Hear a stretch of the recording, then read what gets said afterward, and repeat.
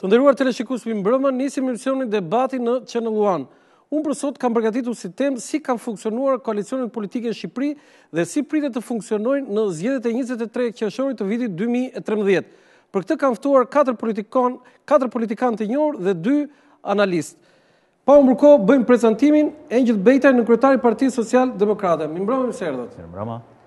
Zoti Bejtaj, kam një pyetje të shkurtër dhe përgjigja e shkurtër. Koalicionet e partisë që ju përfaqësoni, pra Partisë Social-Demokrate, deri më sot e kanë dëmtuar apo e kanë ndihmuar partinë tuaj?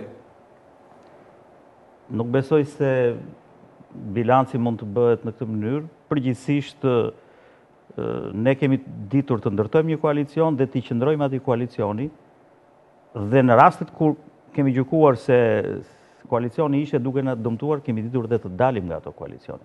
Shembuj, do kemi mundësi të diskutojmë? Pra, nuk mund të përcaktohet vetëm me... Okej.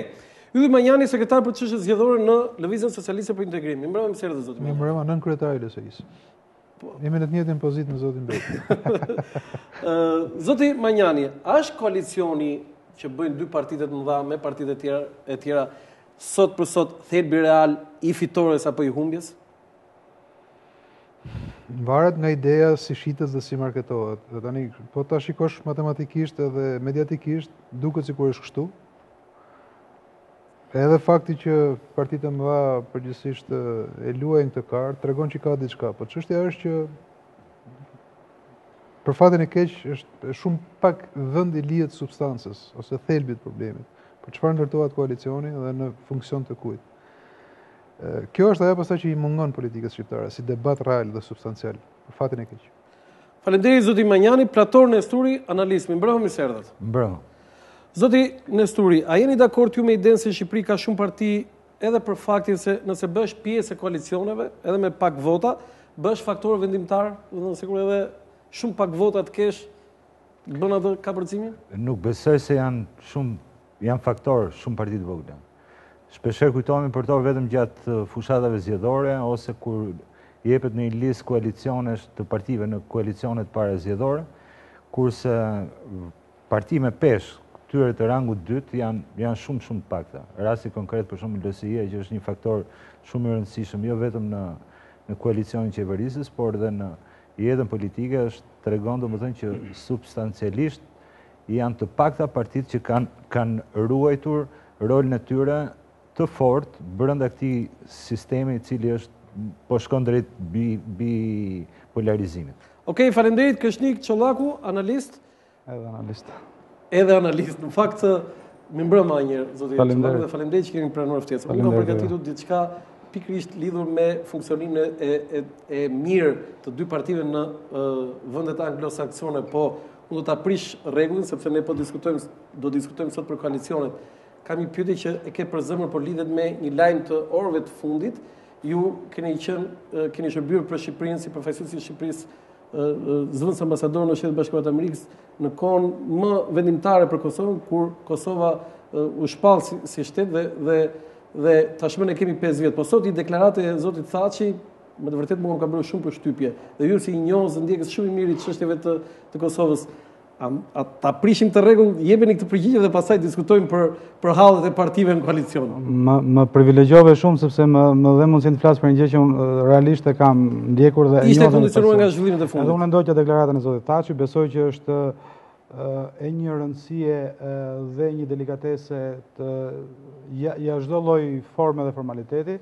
Sot Hashim Thaçi në parlament me cilësinë e kryeministrit ka deklaruar se Bashkimi Kombëtar i Shqiptarëve shtrohet si një alternativë për të kundërshtuar apo dhënë përgjigjen çdo lloj politike diskriminuese, jo vetëm të fqinjve, por e veçanta ishte disa qarqeve të burokratëve në Bruksel, tha Hashim Thaçi, të cilët shohin shqiptarët akoma me syrin e Kosit Titos.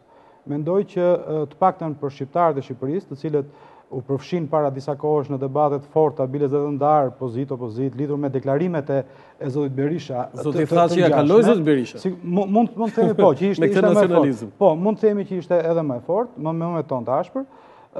Pro, deklarata tha që duhet bëjt të reflektojnë mirë shqiptarët e Shqipërisë. Çështja nacionale e shqiptarëve është një çështje e cila është në një fazë delikate.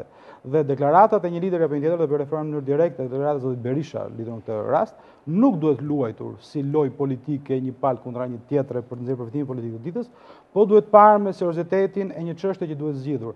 Momentin që kryeministri i Kosovës deklaron në parlament dhe ju referohet bisedimeve dhe informale me zyrtarë të Brukselit, tregon se kryeministri i Kosovës ndjen këtë presion, ndjen edhe presionet e tjera të cilat nuk i bën ende publike dhe apelon për një lëvizje në kuptimin kombëtar për ta zgjidhur këtë çështje e lënies së shqiptarëve të Shqipërisë dhe Kosovës si të thuash në një xhep të Faleminderit dhe ju kërkoj ndjes për këtë xhep, po themi, po ishte shumë e kondicionuar nga zhvillimet. Zoti Artur Roshi, kryetari i Partisë Balli Kombëtar Demokrat. Mi mbrëmë mëse erdhë, është kënaqësi që kam. Faleminderit. Zoti Roshi, ne thamë që surpriza më e madhe e koalicioni ishte PD-LSI, një parti e djathtë me një parti të majtë. Po bën ndonjëherë, do të thënë, kemi ndonjë shans njëri që edhe partia juaj që është thellësisht e djathtë, shumë e dukshme e djathtë, mund bëjë një ditë një koalicion me Partinë Socialiste? Jo, nuk besoj. Besoj se ka një endek politik, never say never. Jo, në këtë rast jo. Sepse është një endek i gjerë, idesh, programesh që i ndanë. Janë dy gjëra të kundërta. Dhe përveç historisë, është baza programore e tyre ideologjike që kështu e kishte dhe LSI-ja? Janë dy pole. Jo, LSI-ja nuk është ashtu, LSI-ja është e qendrës së majtë dhe mund të vijë ke qendra e djathtë, të bashkëpunojë me qendrën e djathtë, pra rreth qendrës. Por unë po flas që ne jemi parti konservatore moderne europiane dhe sigurisht me fjalë jemi në krahun tjetër të bosh, pra jemi e djathtë e mirëfill dhe nuk mund të bashkëpunojmë me një forcë të majtë. Faleminderit zoti Roshi, do kemi mundësi për të diskutuar më gjerë. Gjeq Koja, kryetari i Partisë Socialiste të moderuar. Mi mbrëma, mi serdhet. Mi mbrëma, si gjeta. Zoti Koja, ju keni një format politik tuaj si person, keni qenë ministri i shëndetësisë, keni qenë në strukturat më të rëndësishme të Partisë Socialiste dhe në një pikë vështrim shumë vete ndajnë Gjeq Kojën si politikan dhe partinë e tij të vogël, po themi. A ka vlerë reale në Shqipëri të kesh një parti që është derivati i derivatit të Partisë Socialiste? Unë e kuptoj pyetjen tuaj dhe shqetësimin tuaj, por jo, nuk jam i shqetësuar, mund të jetë i shqetësuar. Çështja shumë e qartë që nëse dy parti të mëdha do të kishin shumicën dërmuese absolute të votave dhe të vendeve në parlament, atëherë pse u duheshin koalicionet? Nëse dy parti të mëdha do të ishin absolutisht të qeta në qeverisjen në mënyrë të qetë të vendit o njëra o tjetra, atëherë pse nuk lejuan sistemi proporcional kombëtar? Do të thënë, ju jeni duke thënë që shumë Partia Socialiste u ka nevojën? Jo, nuk është çështja këtu se kush e ka nevojën tjetër. Problemi këtu është që tani më Shqipëria, nëse ka një aspekt ku po i afrohet Europës, është pikërisht ndarja e votave, shpërndarja e votave në fundit dhe si thua kredibiliteti me zigzaget e veta dhe konsumimi dy partive të mëdha në një aspekt ose në një tjetër. Pra, në këtë drejtim, edhe ky format ose ky sistem zgjedhor që po u paraqitet përsëri shqiptarëve kësaj radhe, sa e kanë akuzuar si sistemi i Zotit Islamit, sa e kanë akuzuar sistemi dikujt tjetër, në rëndësi kanë fundi që sot modeli shtrëmbër i aplikimit të sistemit, po çon do thoya në konkurrim të detyrueshëm të partive në koalicione, sepse askush nuk ka shumicën absolute, as në përqindje të votave dhe as në vende parlament gjithashtu, për të mos përmendur pastaj që edhe për mënyrën se si janë sot, si ndahen mandatet sipas qarqeve, absolutisht nuk u garantua barazia e votës dhe një vot në Kukës është krejtësisht e pabarabartë me një vot në Tiranë, apo një mandat që prodhohet nga Kuksi, është krejtësisht i pabarabartë me një mandat që bëhet në Tiranë. Pra në këtë drejtim besoj që është gjithë terreni dhe gjithë të thoya tregu elektoral ku partitë politike do të provohen dhe do të shikohen vetëm mbi bazën e programeve, mbi bazën e qëndrimeve dhe natyrisht edhe mbi efikasitetin e koalicioneve para zgjedhore. Okej, faleminderit zoti Koja, ju thash e kishim të shkurtër këtë, po e zgjatët në kufit më maksimal. Na ngrikon zoti Çollaku me problemin e Kosovës. Ishte një gjë që unë kërkova ndjes. Në këtë moment ju ftoj të ndiqni një seri që unë kam përgatitur lidhur me historikun e koalicionit në Shqipëri, të cilët kanë qenë rastet më interesante. Ju lutem regjia transmetim të një seri për të rikthyer në studio dhe të diskutojmë sërish.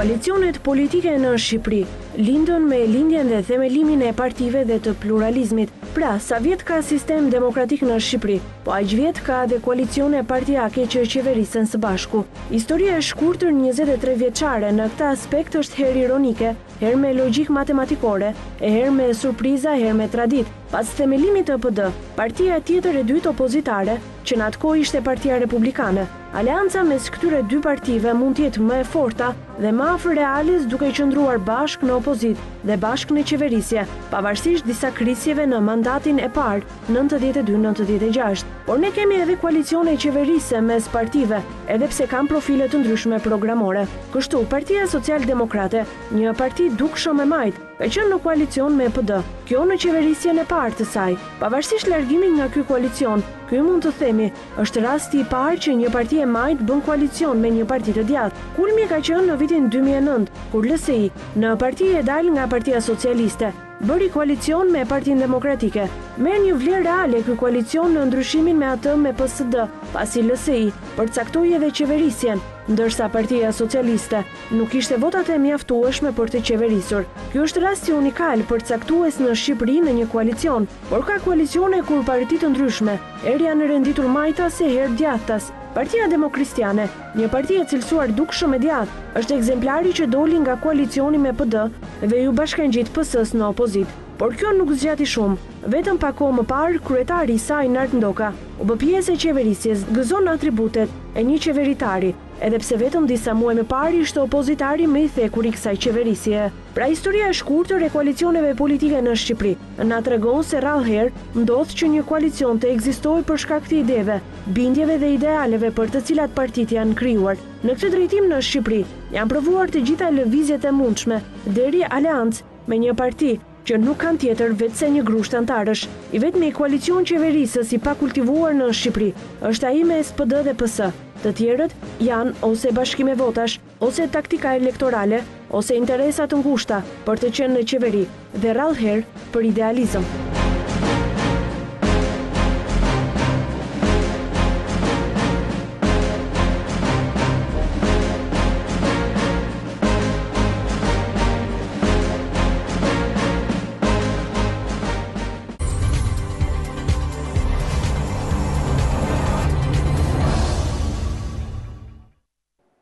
Faleminderit, rikthehemi sërish në studio. Zoti Bejtaj, për ju, si një politikan, nga politikan më me përvojë në Shqipëri, si kanë qenë koalicionet politike në vendin tonë?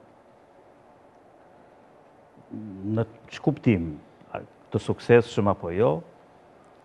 Në kuptimin të moralshëm apo jo? Në kuptimin më të mirëfill të asaj që unë pyeta, kanë qenë koalicione normale, logjike, apo koalicione thjesht për disa kalkulime dhe për të kapur një cep një qeveri? Si pas opinionit tim, koalicionet ndahen në dy grupime të mëdha. Koalicione parazgjedhore dhe koalicione paszgjedhore. Në këtë kuptim, padyshim që koalicionet parazgjedhore janë përgjithsisht koalicionet të partive të cilat i bashkojnë elementët programor apo të filozofisë me cilën ato ndërtohen. Dhe përgjithsisht koalicionet parazgjedhore janë koalicione që janë brenda të njëjtit spektër politik. Ndërsa koalicionet paszgjedhore shpesh janë koalicionet të prodhuar nga aritmetika e votave, nga detyrimi për t'i pas një numër të caktuar votash, dhe në jo pak raste koalicionet paszgjedhore kanë qenë dhe koalicionet të cilat kanë tejkaluar dallimet programore apo filozofinë apo e secilës prej partive. Me shumë të drejtë, edhe në atë insertin tuaj, u evidentua një version i koalicionit të Partisë Social-Demokrate, si një parti dukshëm e majt, me një parti, ose me një grupim partish të djathta në vitin 92.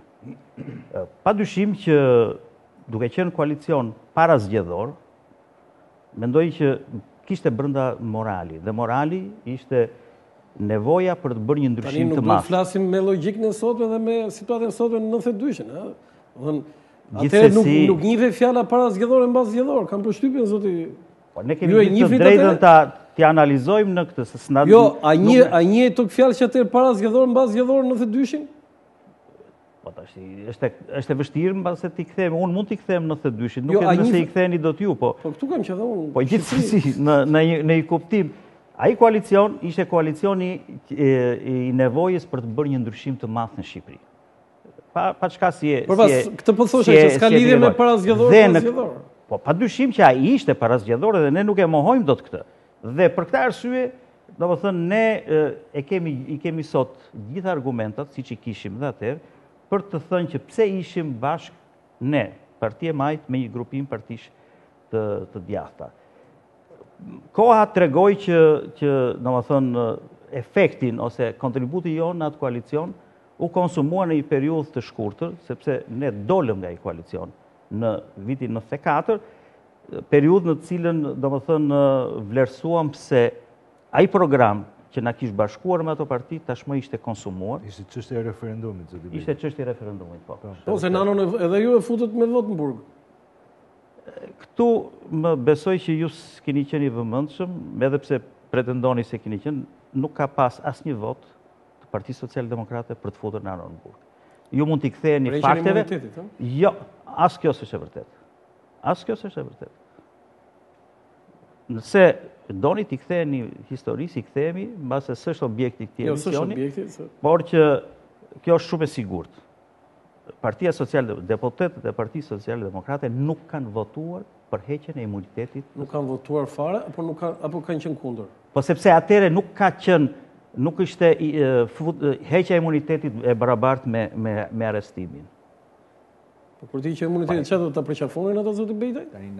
Tashi, në qoftë se doni t'i kthehemi kësaj, i kthehemi, por gjithsesi, domethënë, mendoj që ka një deformim të fakteve, ndoshta, domethënë, nuk dua të them në rastin tuaj domethënë, duke pas brenda një keqdashje. I kthehemi çështjes së koalicionit. Pra ne dolëm nga i koalicion, sepse u konsumua motivi morali për cilin ishim bashkuar. Në rastet të tjera, domethënë ne kemi njohur realitetet të tjera, siç është realiteti i 96-ës apo i 97-ës edhe më mbrapa, kur jemi bashkuar në një koalicion parazgjedhor edhe pasgjedhor me parti të cilat kanë qenë me cilat kemi qenë në të njëjtin spektër politik. Por duhet të them dhe një gjë. Ashtu siç kemi ditur të dalim nga ai koalicion në 94, kemi dalë dhe nga koalicioni me Partinë Socialiste në 2002-shin, për arsye të deformimit që, domethënë, sipas tesh, po i bënte ajo misionit të qeverisës.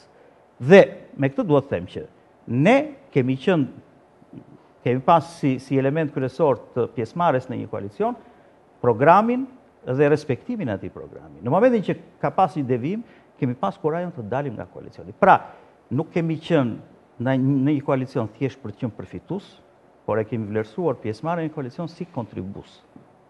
Okej, faleminderit. Zoti Manjani, pyetja ime është, realisht në këto 23 vjet nuk ka pasur një surprizë të madhe për koalicione apo në bashkimin e qeverisë dhe kjo që bëri LSI-ja bashkë me partinë që i bashkangjit qeverisës Partisë Demokratike nuk është thjesht një surprizë, por është dhe një mënyrë e re të bëri koalicion real, një koalicion real, sepse e kuptoni ku e kam fjalën.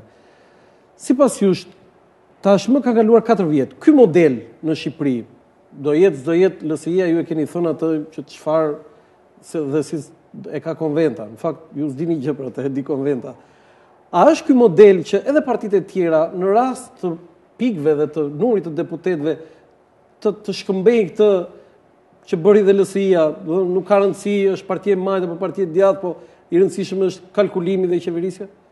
Jo, shiko, ta marrim pak më shtruar. Qëllimi i një partie politike është që të konkurrojë dhe të qeverisë. Ndryshe një parti politike s'ka asnjë kuptim. Qofse nuk synon qeverisjen, ç'a synon? Kjo është e para. Tani sigurisht në kushtet edhe të sistemit zgjedhor, po edhe të skenës politike shqiptare, që po flasim për skenën politike shqiptare, sigurisht kjo puna e qeverisjes nuk bëhet vetëm. Sepse politika shqiptare na ka dhënë një model fakt shumë më të avancuar se sa kaq, që edhe kur partitë e mëdha kanë qenë në gjendje qeverisin vetëm, nuk kanë qeverisë vetëm, kanë qeverisë me koalicion. Jemi realist. Kështu ka qenë edhe PD-ja në 92-shin, edhe PS-ja në 97-ën, kështu ka qenë. Po, shumë e Pra, megjithëse i kanë pas numrat si parti për të bërë gjithçka, prap kanë zgjedhur. Bile 97-ën është shpreha e zotit Nanoj që prap është zgjedhje, e kam fjalën të shtet, bëjmë shtet. Eksakt. Ne çelësi ka tani se këtu ka shumë komente, po prap është zgjedhur mundësia e koalicionit si një mundësi për t'i dhënë gjithkujt ose për të pas gjithkush mundësinë për të kontribuar në qeverisjen e vendit. Dhe në këtë kuptim ju mund ta shtroni si doni, ndaqe si përfitim, ndaqe si ndëshkim, kjo është një histori Ballkani, pastaj është një histori shqiptare, është një histori që s'ka shumë vlerë në kuptimin në kuptimin politik të fjalës të paktën. Kështu që nga ky pikpamje unë nuk shoh ndonjë blasfemi kush bashkohet me kë. Dhe çdo koalicion është i suksesshëm nëse arrin qëllimin për cilin është krijuar. Nëse arrin qëllimin për cilin u krijove, është i suksesshëm. Nuk u arrit ai qëllim, nuk është i suksesshëm. Tani të vim tek koalicioni i LSI-s. Koalicioni i LSI-s me PD-n ishte i detyruar për arsye madhore. Rezultati i zgjedhjeve diktonte ose zgjedhje pafund dhe destabilitet, ose stabilitet dhe të arrin që mund të arrin të paktën në procesin e integrimit, në procesin e liberalizimit vizave, në procesin e një farë stabiliteti qeverisës. Shumë njerëz edhe në politikë, po dhe sa i kanë drejt bën komente, apo jo, ai ka arritur ky qeveri misionin e saj etj, por kjo është diskutim tjetër. Pra, misioni i këtij koalicioni ishte stabiliteti i qeverisës dhe të mund të kapnim agjendën e integrimit. Të paktën çështja e vizave u arrit. Dhe në këtë kuptim, LSI-ja sot, që është në prag të bërjes një bilanci, sikur edhe këtu të kputej arsyetimi, unë besoj që ja ka arrit qëllimin ky koalicion. A ka pas gjëra që s'janë arrit? Sigurisht plot, shumë gjëra ka. Edhe jam dakord që diferencat programore ekzistojnë, jemi realist, sepse në kuptimin programor të fjalës, deri diku edhe në kuptimin moral, sigurisht që ka koalicione të sforcuara. Tani integrimin e bëri PD, e bëri LSI-ja. Nuk ka rëndësi, e bën partitë shqiptare të pozitës dhe të opozitës, për të cilat dhanë kontributin ashtu siç menduan për ta dhënë, dhe Shqipëria është në këtë stat ku është. Do ishte mirë të ishim edhe në një stat më shumë, nuk arritëm dot për fatin tonë të përbashkët keq, nuk u bëja që duhet bënte për mungesë kontributi dhe për mungesë paqe në kuptimin politik të fjalës, dhe kjo është diçka që nuk është gjë e mirë, jemi realist. Kurse sa i takon çështjes koalicioneve, unë vazhdoj të insistoj në këtë konstatim që çdo gjë duhet parë dhe duhet marrë me kohën e vet. Dhe pastaj sigurisht asnjëherë nuk janë gjërat njëherë përgjithmonë të dhëna, në kuptimin sigurisht kuptimin programor nuk mund të bësh aleancë me diçka që shkon në kundërshti totale apo me diçka tjetër, por kur ta kërkojnë interesat madhore, sigurisht je i detyruar të bësh. Ndryshe nuk ka kuptim politika pa tolerancën, politika pa mirëkuptimin, politika pa paqen, politika pa harmoninë, politika pa integrimin, sepse nuk i shërben askujt pastaj. Kjo është çështja. Zoti Nestori, pyetja ime është e tillë. Një pjesë e njerëzve mendonin ndryshe dhe një pjesë e njerëzve e kundërta e saj. Bëri mirë apo keq LSI-ja, ishte kjo dilema e madhe. Tani që kanë kaluar 4 vjet, një analizë të shkurtër, sepse kryetari i zotit Bejta i tha që zoti Meta vajti në prerjen e Saliut, të cilin e akuzonte ishte më i ashpër se sa mua, tha. Qofse do të analizojmë komplet si proces, këtu nuk duhet kapur vetëm çështja e LSI-s. Kjo është më e thellë sepse realisht në të gjitha koalicionet që kanë qenë, ka qenë o një parti majtas që ka qenë koalicion djathtas, o ka qenë një parti djathtas që ka qenë koalicion majtas. Edhe në 97, siç u përmend rasti i PSD-s në zgjedhjet e 92-shit, ka qenë rasti i Aleancës Demokratike në 97-ën, që është qendër e djathtë. Pastaj në 2000, ka qenë në 2005-ën ka qenë partia e Lufter Xhuvelit, i cili nga një koalicion madje edhe në koalicion parazgjedhor me Partinë Socialiste. Atë pse ishte herezik kjo që bëri LSI-ja. Prandaj po them. Ka ardhur momenti që tani shikon gjërat me një sy më të ftohtë. Nuk shikon thjesht të ndarë bardh ose kuq apo roz dhe blu. Shikohet pak më qetësisht. Mendoj domethënë në këtë aspekt se edhe LSI-ja ka dhënë kontributin e saj. Fakti që vërtet domethënë për interese të caktuara, qoftë lojës politike, u anatemua apo bëri domethënë ka pasur probleme domethënë në sensin një lëvizje a ishte moralshme apo jo, ne duhet kemi parasysh faktin tjetër që sot nga vet ana e drejtuesve të ndryshëm Partisë Socialiste ka pasur oferta për LSI-n, që t'i bashkëngjitet një koalicioni parazgjedhor me Partinë Socialiste. Bashkëpunojmë dhe me djallin vetëm të largojmë Berishën. Pra, në këtë aspekt, do më thënë, nuk mund të anademohet një lëvizje e shkuar kur të njëjtët personazhe, të njëjta forcë politike, thërritet në ndihmë për një betejë tjetër. Pra, në rastin konkret, vetë se i është shtuar vlera LSI-s në këtë aspekt, dhe nga aspekti tjetër i shikimit moralist të çështjeve të koalicioneve, qoftë para zgjedhore, qoftë edhe atyre pas zgjedhore, mendoj se jemi në kushtet kur mund të gjykohet me mendje më të ftohtë dhe jo sipas atyre që përbëjnë surpriza. Surpriza e një lëvizje nga një parti e cila kalon nga një skarrierë në skarrierën tjetër politike. Fakti është ky që vërtet të dy partitë e mëdha, qoftë PS, qoftë PD, akoma e kanë thelluar ndekun midis tyre. Dhe kjo është thirrja në ndihmë e personazheve të ndryshëm e partive tjera në mënyrë që të bëhet një ballafaqim. Duket si ballafaqim shumë total, por nga ana tjetër, pavarësisht se sa është numri i votave dhe i peshës specifike të partive të tjera që përbëjnë koalicionin, kjo më tepër ka vlerën e asaj që quhet, nëse keni vënë, shpeshherë kanë filluar dalin dhe politikanët e ndryshëm që duan sfond kur japin një intervistë televizive, duan disa personazhe aty mbrapa. Domethënë, unë kam qeshur, më duket pak a shumë si kori portokallis, domethënë, her pas here. Por janë bërë shumë një. E ka filluar i pari zoti Rama kur ka qenë Borrell me disa deputet atje, domethënë kjo ishte e para realisht, por pastaj filluan të gjithë me radhë. Shumë politikanë tjerë. Okej, zoti Çollaku, tani ka fituar PD dhe PS-ja apo këto partitë e vogla? Sepse kemi rastin të dyve partive të mëdha që një pyetje asaj pyetjes provokative, një përgjigje pyetjes provokative që i bëre pak më parë zotit Manjani, kush bërë integrimin PD-ja apo LSI-ja. Në fakt, ka një proces i cili ka edhe për koincidencë, por jo për koincidencë dhe për strategji, bashkëpunim të dyja forcave është procesi liberalizimit vizave, i cili përfshinte një punë voluminoze nga Ministria e Brendshme, sigurimi kufive. Zoti Berisha nuk e thot, kur bën ato takimet, nuk e thot që ne dhe LSI-ja, i thot Partia Demokratike u dha vizë. Zoti Berisha është kryetari i PD-s, nuk është kryetari i LSI-s. Por në ka një proces ku është i qartë bashkëpunimi, ka qenë i liberalizimit vizave. Ka qenë e përfshirë Ministria e Brendshme në radhë parë dhe ka qenë dhe një produkt i Ministrisë Jashtme, i cili drejtohen atko nga zoti Meta. Kështu që ne ka një kombinim të suksesshëm në favor të integrimit është çështja e vizave.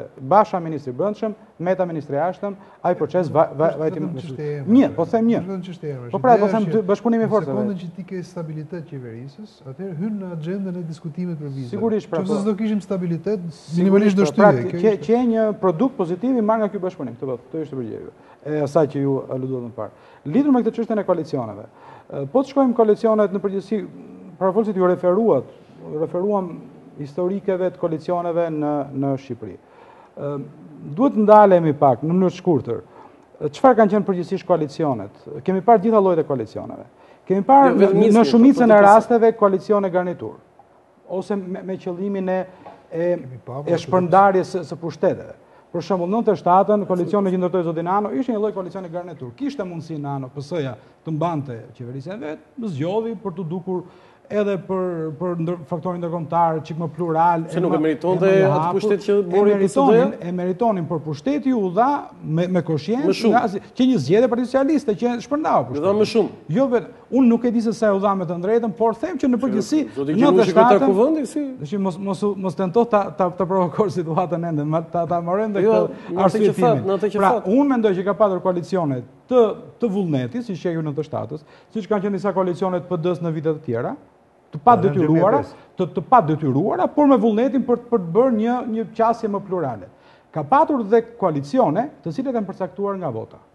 Çfarë ka në Shqipëri? Përveç LSI-s, ka pasur? Në Shqipëri ka formacionet politike mundi ndajmë në 3 kategori, në gjykimin tim. Janë 2 partitë mëdha, PD-PS, të cilët kanë ruajtur një konstante elektorale gati të barabartë dhe të palëvizshme. Po? Ka partitë të treta, atyre që thënë partitë e vogla, që përfshirë ose përjashtuar disa Po më ta mbaroj unë, pastaj ma kritikoni.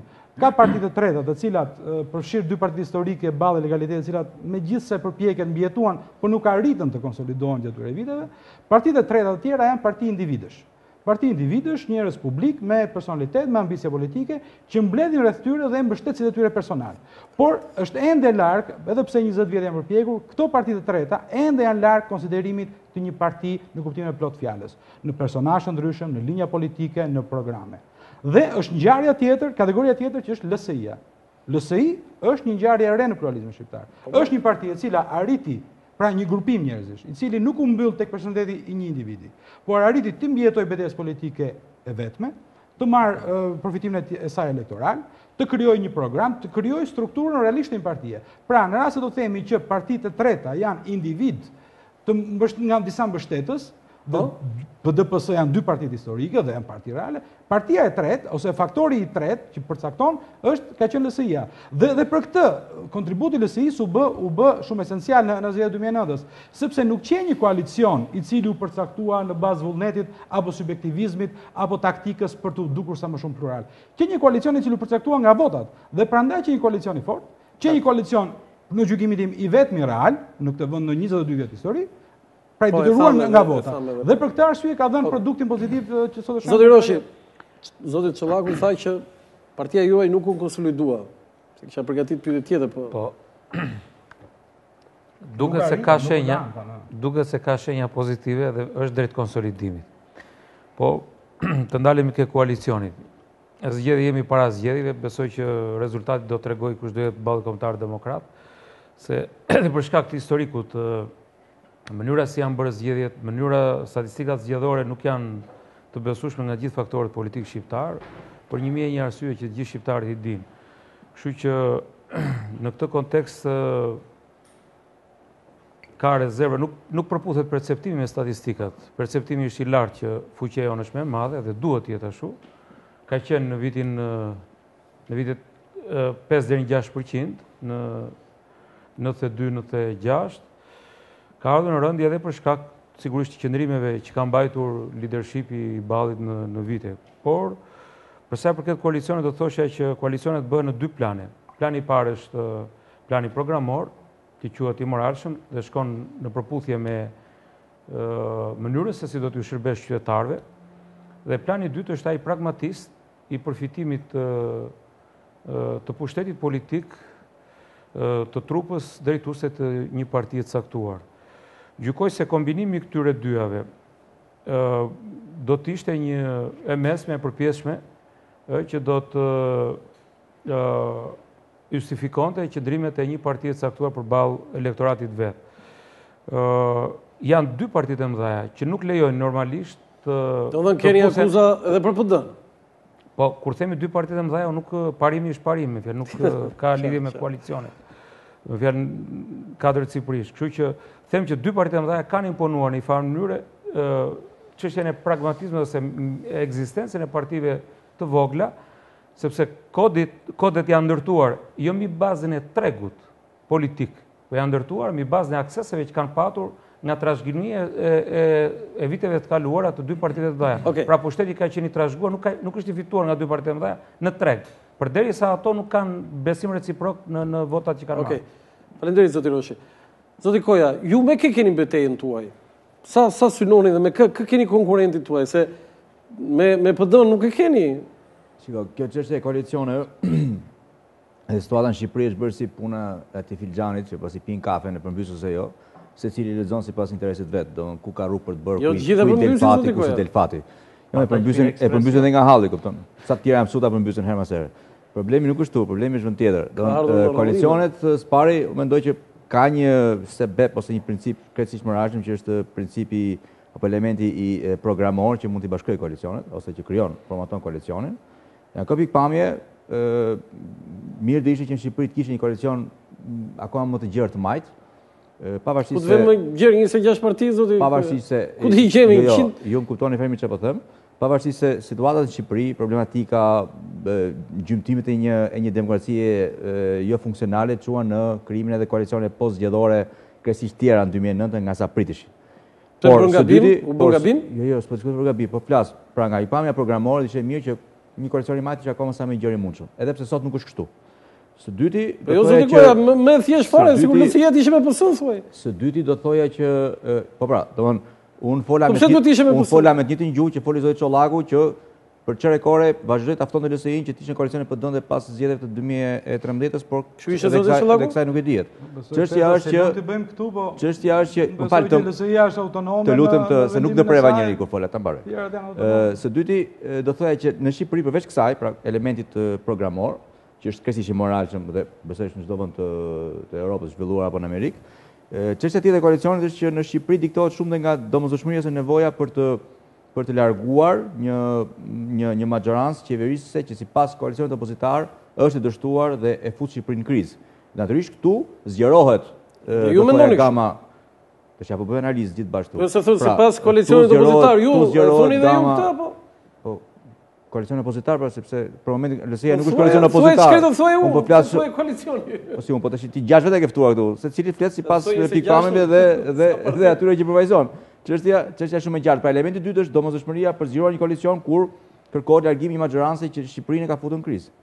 Së treti do thoya që ne jemi deri diku të qartë ose flasim sot mbi bazën e disa koalicioneve, jo nuk jam tu për të folur për LSI-n. Së treti ju e përmendën LSI-n tani këtu.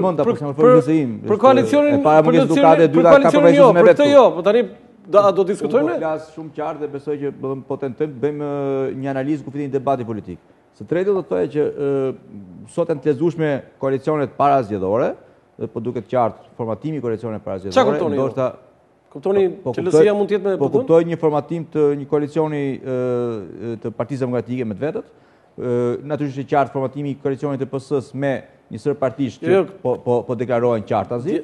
Zoti Koja, tani kemi më të qartë. Shumë qartë. Ne nuk kemi një dilema me këtë do jetë zoti partia juaj. Dilemë do jemi për LSI-n nëse ka ndonjë kapërcim. Fal, unë nuk jam këtu për zgjedhje. Jo mund të jetë dilemë për ju. Unë nuk jam këtu për të zgjedhur dilema me këtë LSI-ja, për arsye se në fundit LSI-ja ka zgjedhur absolutisht një justifikim kryesisht programor të tyre dhe kanë thënë që do të jetë një mbledhje forumit të tyre për ta zgjidhur të çështjen në prill.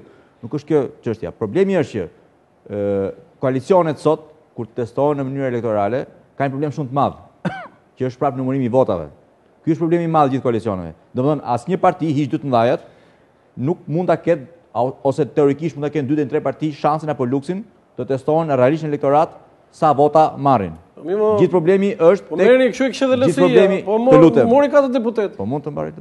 Pra gjithë problemi është që kur bëhet ryeza e madhe 26 partive për sistemin proporcional kombëtar, për numërimin elektronik të votave etj, u bë pikërisht ku ishin dhe 2 partitë më të mëdha, ku ishte LSI-ja dhe gjithë partitë e tjera, ishte pikërisht shqetësimi mbar kombëtar që më së fundi një sistem zgjedhor të përkthehet në një demokraci funksionale për të numëruar kjo votë. Pra ne po flasim sot për koalicionet, por askush nuk na garanton çështjen e numërimit eksakt real të votave. Ku ja kërkoni? Nëse politikës pra dhe atyre që kanë dorë të numërojnë këto vota.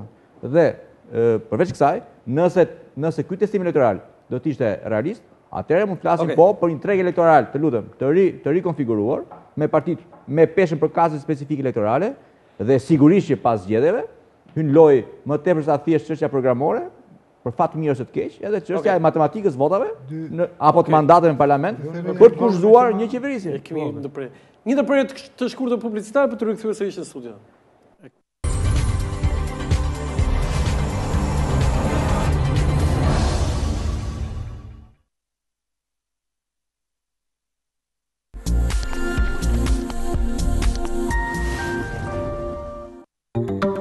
Teleferiku Dajti Express ju fal kënaqësinë të prekni madhështinë e malit të Dajtit, në dimër dëbore qetësi, në verë gjelbëri me freski.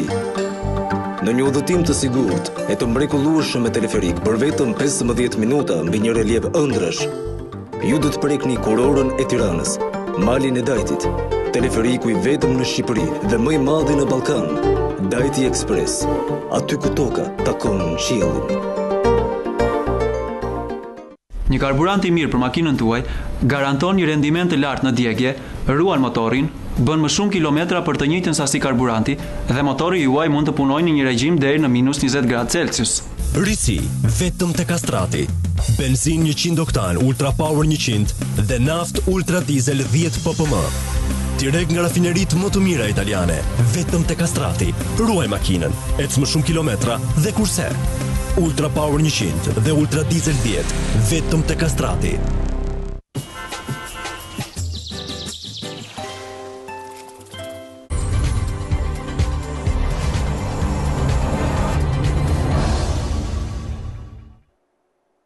Faleminderit, rikthehemi sërish në studio, po zoti Çollaku dëshin me atë që tha zoti Koja me ftesën indirekte që përpiqemi t'i bëjmë lësisht.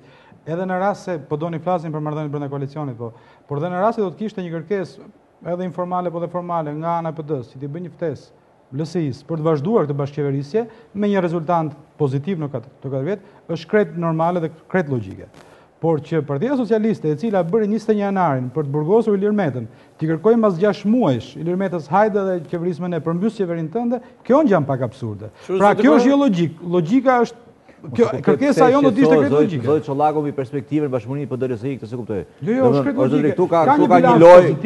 Ktu ka një lojë politike elektorale, ka një test përpara elektoral për të bërë nga çdo parti. Dhe pastaj brava flasim, çe kuptim. Ka një logjik. Tani të flasë i zoti Muhabeti. Jo, ju dëgjoj me vëmendje, më thon drejtën. Po. Çështja është këtu që ta kapim pak shtruar Muhabetin. E paraja nuk është e vërtetë që s'ka pas aleanca PD-PS.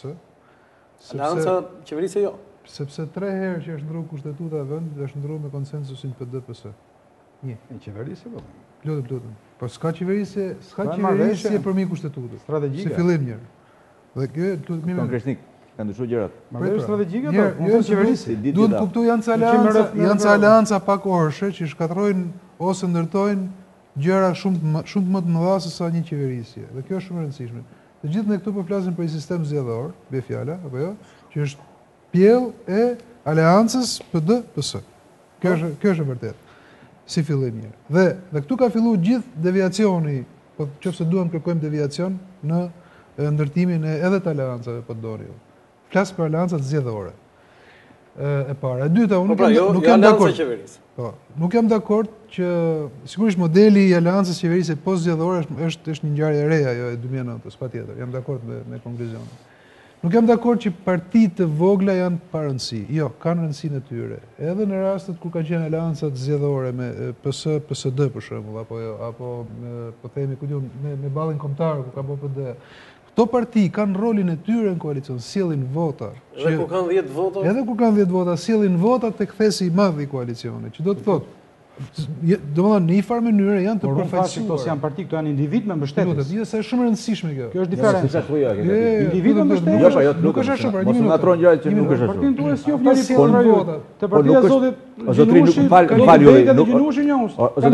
është problemi një kombëtare me lut 11 lojtarë kombëtare gjermane më keq për to janë individ, nuk e njeh në strukturimin e një partie dhe programimin e një partie është e kot, mos tentonin ndonjë diku se vetëm ta mbaroj arsyetim. Pyesun në vite sa deputet ka pas Partia Social-Demokrate? Po në ditur sa informuar. Që historia e Drushkut janë 9-12. Çfarë ka janë kontribut politik i partisë. Pastaj kanë luajtur. Nuk zjen ata se me pakta ka pas sa çka se LSI-ja sot, ka pas 4. Tani 1 minutë. Një tash një parti që prodhon votash, çka kuptim? Taj morën vetëm. Partia prodhon vota. Leoni ta marrë arsyetim. Po, ta lëmë zotin. Nuk maten gjithmonë vetëm, sepse edhe në atë sistem zgjedhor që ishte, edhe në këtë sistem, ky i sotmi e thekson akoma më shumë rolin e çdo vote, jo një parti të vogël, por çdo vote. Edhe ai sistem që ishte, ku konkurohej në zona një emërore, ishte e rëndësishme çdo votë, patjetër. Se mund të humbisje zonën. Se mund të humbisje zonën për shkak të një përçari, apo jo. Çu ka ndodhur. Pra, nuk jam për të ndlesuar rolin e askujt në politikë. Unë e thash që në fillim, një parti politike sigurisht ka një rol specifik që e certifikon në zgjedhje, sigurisht, dhe varet shumë se si sillet e tjera. Ka dhe taktika zgjedhore, ka dhe aleanca zgjedhore që mirë është t'i vlerësojmë gjërat ashtu siç janë. E treta, fol për aleanca programore. Tani, Shqipëria është e vërtetë që ka edhe ndarje programore në kuptimin politik të fjalës. Deri diku hyn dhe ideologjia.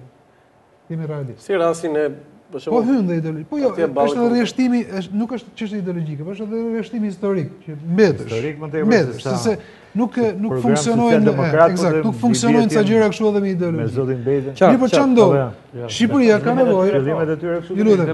Shqipëria ka nevojë edhe për programe qeverisëse që nuk janë detyrimisht e njëjta gjë e mira është t'jene një të gjë, po nuk mund t'jene një të gjë me programet ideologjike apo thellësisht politike. Ju se menduat kështu në fshat atëherë. Një minutë, e mendoj sot, po të them çfarë mendoj sot. Po, flasim për 2009. Po flasim për aleancën zgjedhore. Tani, që do të thotë, Shqipëria ka disa probleme standarde, ta zëm, çështja e ekonomisë, kriza.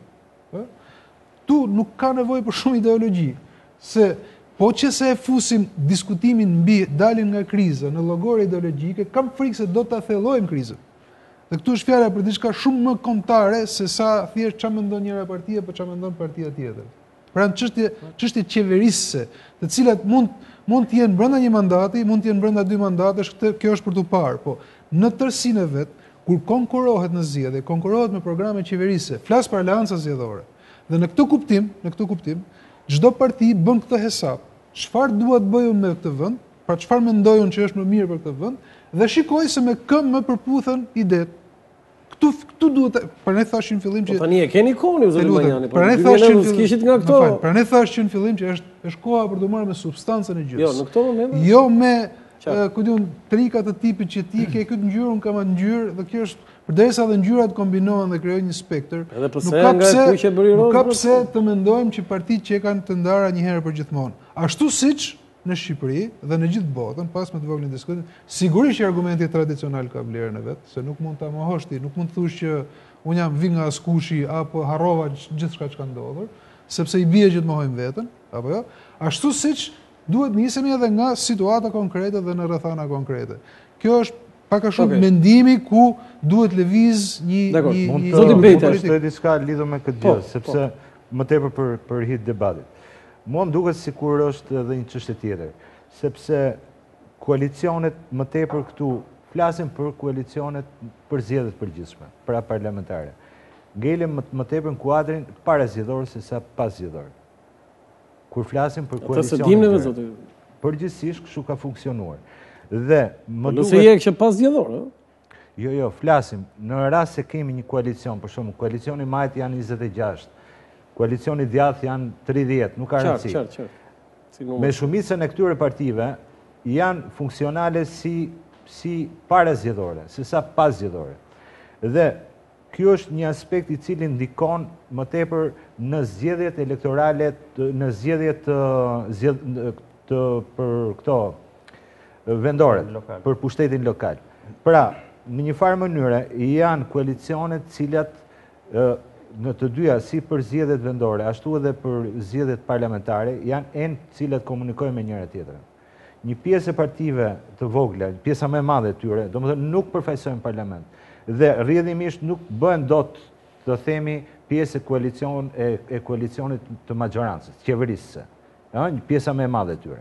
Megjithatë, pavarësisht numrit të votave që mund të kenë gjatë procesit të zgjedhjeve, vlerën e tyre më të madhe dhe haraqin çfarë u kërkojnë partive të mëdha e marrin pikërisht në zgjedhjet vendore, sepse janë jo vetëm për çështjet këshilltarëve, por për komunat, për njësi të ndryshme, për bashkitë caktuara, cilat këtu është haraqi i mbështetjes që kanë partitë e vogla ndaj partive më të mëdha. Zoti Bejta, kam një pyetje të tillë. Pse Partia Socialdemokrate, ajo që ju edhe me drejtë thatë zoti Çollaku që keni marrë shumë deputet me dush pa dush, po keni marrë deputet në këto 23 vjet, ka qenë armike, apo themi në thojzja kryesore, e aleancës LSI me Partinë Demokratike. Madje zoti Gjinushi, kryetari i partisë suaj, ka qenë shumë i ashpër kohët e fundit, pikërisht me këtë nuhati që mund të themi që LSI-ja mund të ketë një koalicion, mund të jetë një koalicion tjetër me Partinë Demokratike. Armike? Ka qenë vetëm që ka qenë nga zlyrë se provoi akuzën e vet kundër Lermenit. Armike, thash në thojza, në kuptimin që e shpalli do zoti Gjinushi vuri kush zoti Rama dhe për LSI-ja ikim ne. Po prandaj thash në thojza zoti. Pra nuk ka qenë armike, ka qenë armike, domethënë në kuptimin tjetër zoti. Po, ka qenë rivale, sigurisht. Pavarësisht nga ato komentet, ajo që do të thosha është që ne kemi qenë të qartë në atë kritikë që i kemi bërë koalicionit PD-LSI. Kush është e keqja? Ju keni bërë edhe me PD dhe me PS-n. Pse duhet të quajmë të keqen e koalicionin e LSI? Ajo që, domethënë sipas nesh, nuk shkonte, ishte që LSI-ja u fut në zgjedhje si një parti e majt me Tashti, nëse do mendimin tim unë të them, u fut në zgjedhje si Partia e Majt, me një program tërësisht të Majt, kuptohet, pavarësisht se si ishte pjesë e një koalicioni me Partinë Socialiste, por ishin të rreshtuar në një front. Në gjithë fushatën e vetë, domethënë anatemoi atë qeverisjen e keqe të Partisë Demokratike për 4 vitet e shkuara. Pra, nëse ju do doni të ishit më konkret, mund të kishit përgatitur dhe inserte të fushatës elektorale të 2009-ës. Unë se kam... Gjithsesi, për sa kohë keni bërë... Jo, ka qenë shumë e lehtë për të bërë, nëse... Po s'ka rëndësi, se s'është domosdoshme. Dhe në një moment caktuar, pra mbas atij rezultati që ishte, domethënë, një rezultat që mbas edhe nuk pritej, por gjithsesi ishte një rezultat shumë i ngushtë, atëherë gjykoi që të shkonte të ndërtonte një koalicion me Partinë Demokratike. Ne besonim që ajo që duhet të bënte LSI-ja në atë kohë ishte një tjetër gjë. Pavarësisht se mendon, domethënë këtu argumentat janë të tillë që nëse do kishim zgjedhje pas zgjedhjesh, do të kishte një destabilitet, krize, më të thash, unë mendoj që konfliktet ose problemet politike zgjidhen me zgjedhje. Dhe nëse ka raste, nuk ka nevojë të përmendim tash, sepse edhe fqinjit tanë të afërt e kanë provuar këtë, kur nuk e kanë zgjidhur problemin me zgjedhje, kanë rishkuar në zgjedhje dhe e kanë zgjidhur problemin. Zoti Qafoku, mund të shtoj diçka? Dhe në këtë rast, ajo që gjykonin ne se duhet bënte ishte që LSI-ja duhet të vazhdonte të ishte në të njëjtin front siç ishte edhe në fushatën zgjedhore, edhe të përpiqej për të ndërtuar një koalicion të natyrshëm me ata me të cilët kishte qenë deri atëherë në atë front. Pra, bashkimi i votave të LSI-s me PD-n ishte thjesht një zgjidhje pragmatiste dhe rezultati, ose nëse do t'i kthehemi sot, sipas analizës tonë, është kjo teza jonë është e vërtetuar. Ja të lënë se nga që përmendi... Nuk kam asnjë, sepse kam të vështirë të komentoj mbi diçka që dikush tjetër e beson. Për që sa beson është muhabet kot, thuj çfarë dush e beson. Pra ne këtu themi atë që besojmë, ka drejtë. Unë edhe më i ftohtë. Jo, është muhabet kot që të bëjmë debat për këtë çështje. Tani edhe një herë, pra nëse sot ne themi që vendi është në krizë, padyshim që kontribut në këtë krizë ka dhe LSI-ja. Ka dhe LSI-ja, qartë. Sulmi nga zoti Gjinushi kundra LSI-s filloi para zgjedhjeve. Tani më falë, mund ta Kur ishin opozitë LSI-ja dhe PS. Tani 1 minutë. Vetëm të sqaroj një gjë. Juve nuk do të ishit surprizuar. Sulmi juaj filloi para LSI-s. Duhet sqarojmë një gjë fare të thjeshtë që gjithmonë harrohet dhe anashkalohet.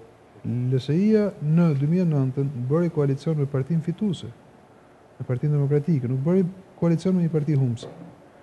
Partia Demokratike kryesonte garën në raport me koalicionin e Partisë Socialiste me 2 mandate më shumë.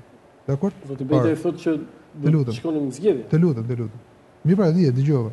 Kjo është, po duhet të sqarojmë një opinionin publik, se kupton, nuk thash edhe një, nuk kemi ndërmend të bindim njëri tjetrin, se është pa mundur. E para, e dyta, u zgjodh qasja e stabilitetit dhe koha tregoi që kishim të drejtë. Pra, pavarësisht sforcës morale, unë jam shumë dakord. Çfarë është thënë Shqipëri për njëri tjetër nuk ka burr nënë që ta çfshi. Apo, se është thënë, është bërë. Çfarë është thënë, ku diun, Berisha, Nano Berisha, Berisha Rama, Rama Berisha, Meta Berisha, Meta Rama. Çfarë nuk është thënë këtu? Në qoftë se kriteri për të gjykuar mbi drejtësinë e një vendimi politik është vetëm çfarë thon liderat për njëri tjetrin, në Shqipëri nuk dalin fishekët. Jo politika. Po, s'dalin fishekët, duhet të ishim vrarë. Jo, padyshim që duhet të ishim coptuar. Broni kauzën tuaj. Por ka një gjë. Ju thoni se sot mbas 4 vitesh produkti i koalicionit PD-LSI ishte marrja e vizave, liberalizimi i vizave. Por unë kam gjithë të drejtën të them që nëse ne do të kishim shkuar në një parë zgjedhje të tjera, të cilët do kishin bërë një vërtetojnë dot as ti as unë. Ne sot mund ishim marrë statusin e kandidatit. Duke bërë 3 palë zgjedhje. Pse 3 palë?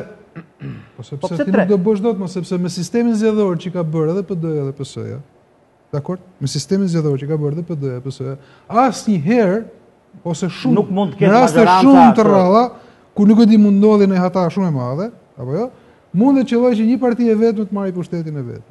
Është e sigurt kjo. Absolutisht nuk mendoj se është një ngjarje që ti dhe si dushti në çfarë do të shorti. Do të presim sa një parti, PD-ja apo PS-ja. Kjo është e vërteta, kjo është e vërteta.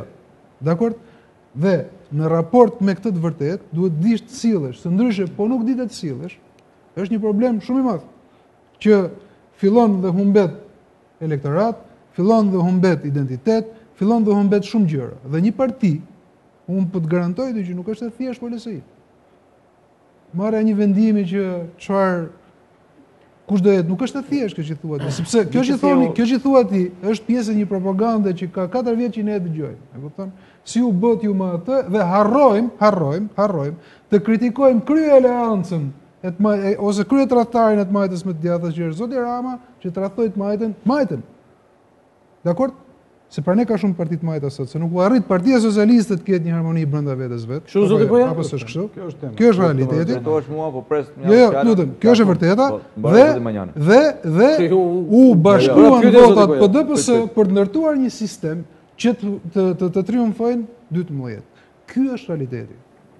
Jashtë këtij realiteti, po të fillojmë kërkojmë skema dhe çfarë do ishte më e mirë po të bëhesh të ndryshe, është një histori që s'morën kurrë. Disa janë fakte, disa janë hipoteze. Por e vërteta është kjo që ta mbyll këtë punën e vizave. Unë nuk thash që kjo aleancë solli vizat. Vizat janë pasojë e një aleance që krijoi stabilitet. Kjo është çelësi. Stabilitet qeverisës.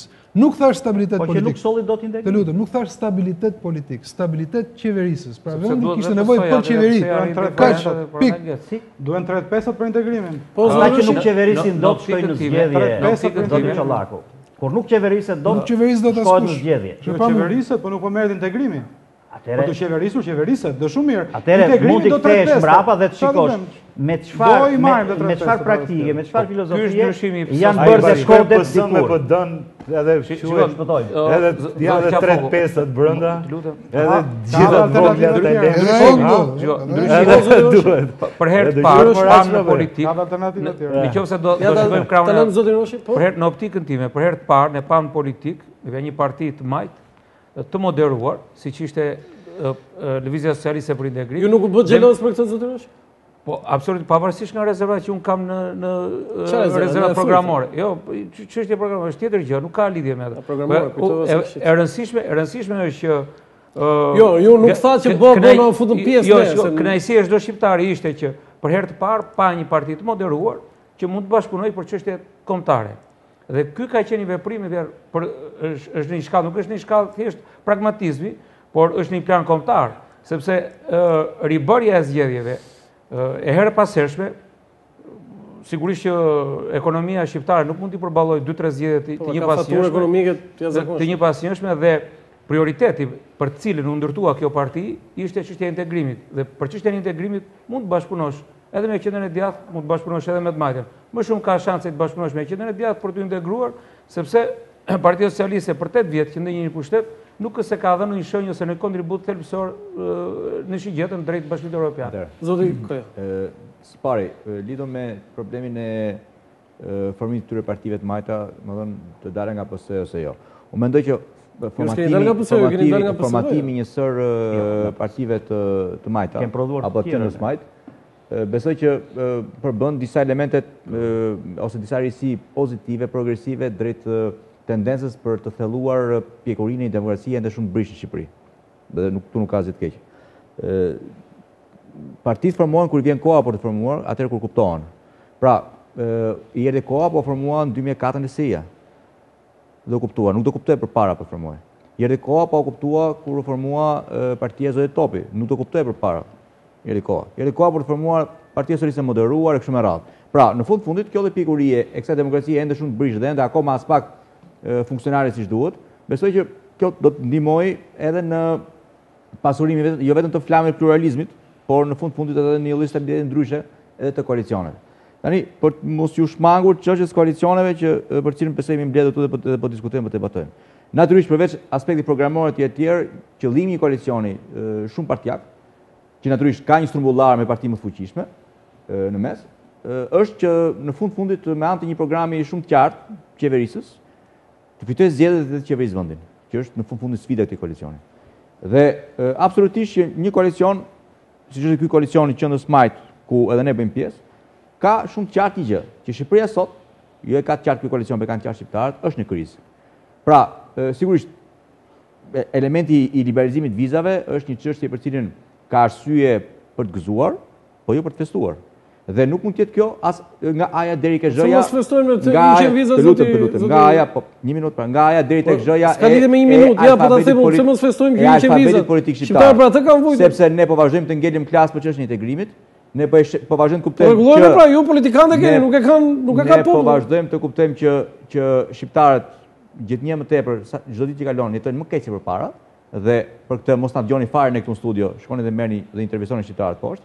Ne po kuptojmë shumë mirë se cilat janë problemet me biznesin, cilat janë problemet me arsimin, cilat janë problemet me shëndetësinë dhe kështu me radhë. Dhe për këtë arsye, ky koalicion i kësaj qendre të Majt. E zgjidh ky koalicion zoti Koja? Një minutë pra. Ky koalicion ka sfidën e madhe që në këtë problematik krize dhe në fundi në këtë problematik ku çdo parti, çdo koalicion i bën analizën. Zoti Koja, a e zgjidh ky koalicion krizën, po i bie gjatë, a e zgjidh sepse nëse ne e dimë që koalicioni juaj na ngrihen miqënin, na ngrihen rrogat, ngrihen miqënia, po japim votin që nesër juve. Qëllimi i çdo koalicioni ku krijohet dhe ku lufton në tregun politik është pikërisht të marrë pushtetin. Pra, në fundit të mirë qeverisë nesër me votat shqiptarëve.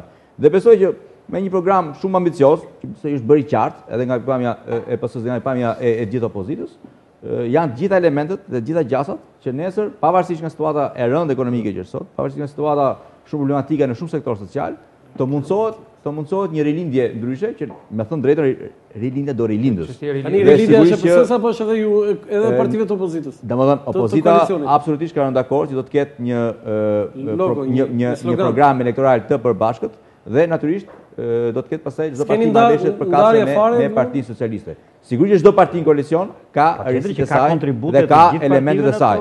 Por është jashtë çdo lloj pamendësimi që në koalicion të madh çdo parti të dalë të bëjë njëra gozhë të patkojë. Dhe kjo është shumë e qartë sepse në fund këtë në vath që keni gjithë zoti Koja, faleminderit, publicitet për të rikthyer sërish. Mimi, këtë vathën e shohim po. Jep publicitetin. Ju kështu e thatë? Po si në vath, po ku del koalicion ke programa zotëri si do dalësh koalicion. Roshi. Publicitet.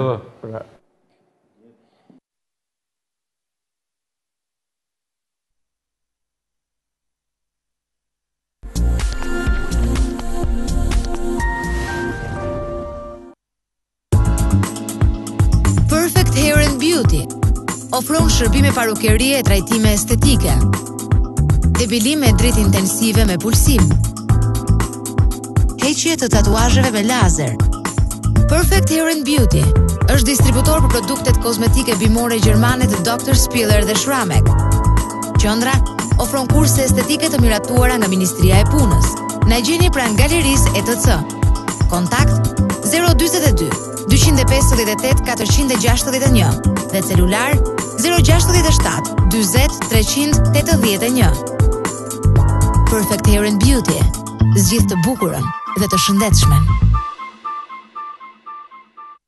Universiteti Justiniani i Parë, zgjedhja më profesionale për karrierë në drejtësi, stafi akademik dhe kërkimi shkencor numër 1 në renditjen e universitetet. Justiniani i Parë, thjesht, më i mirë.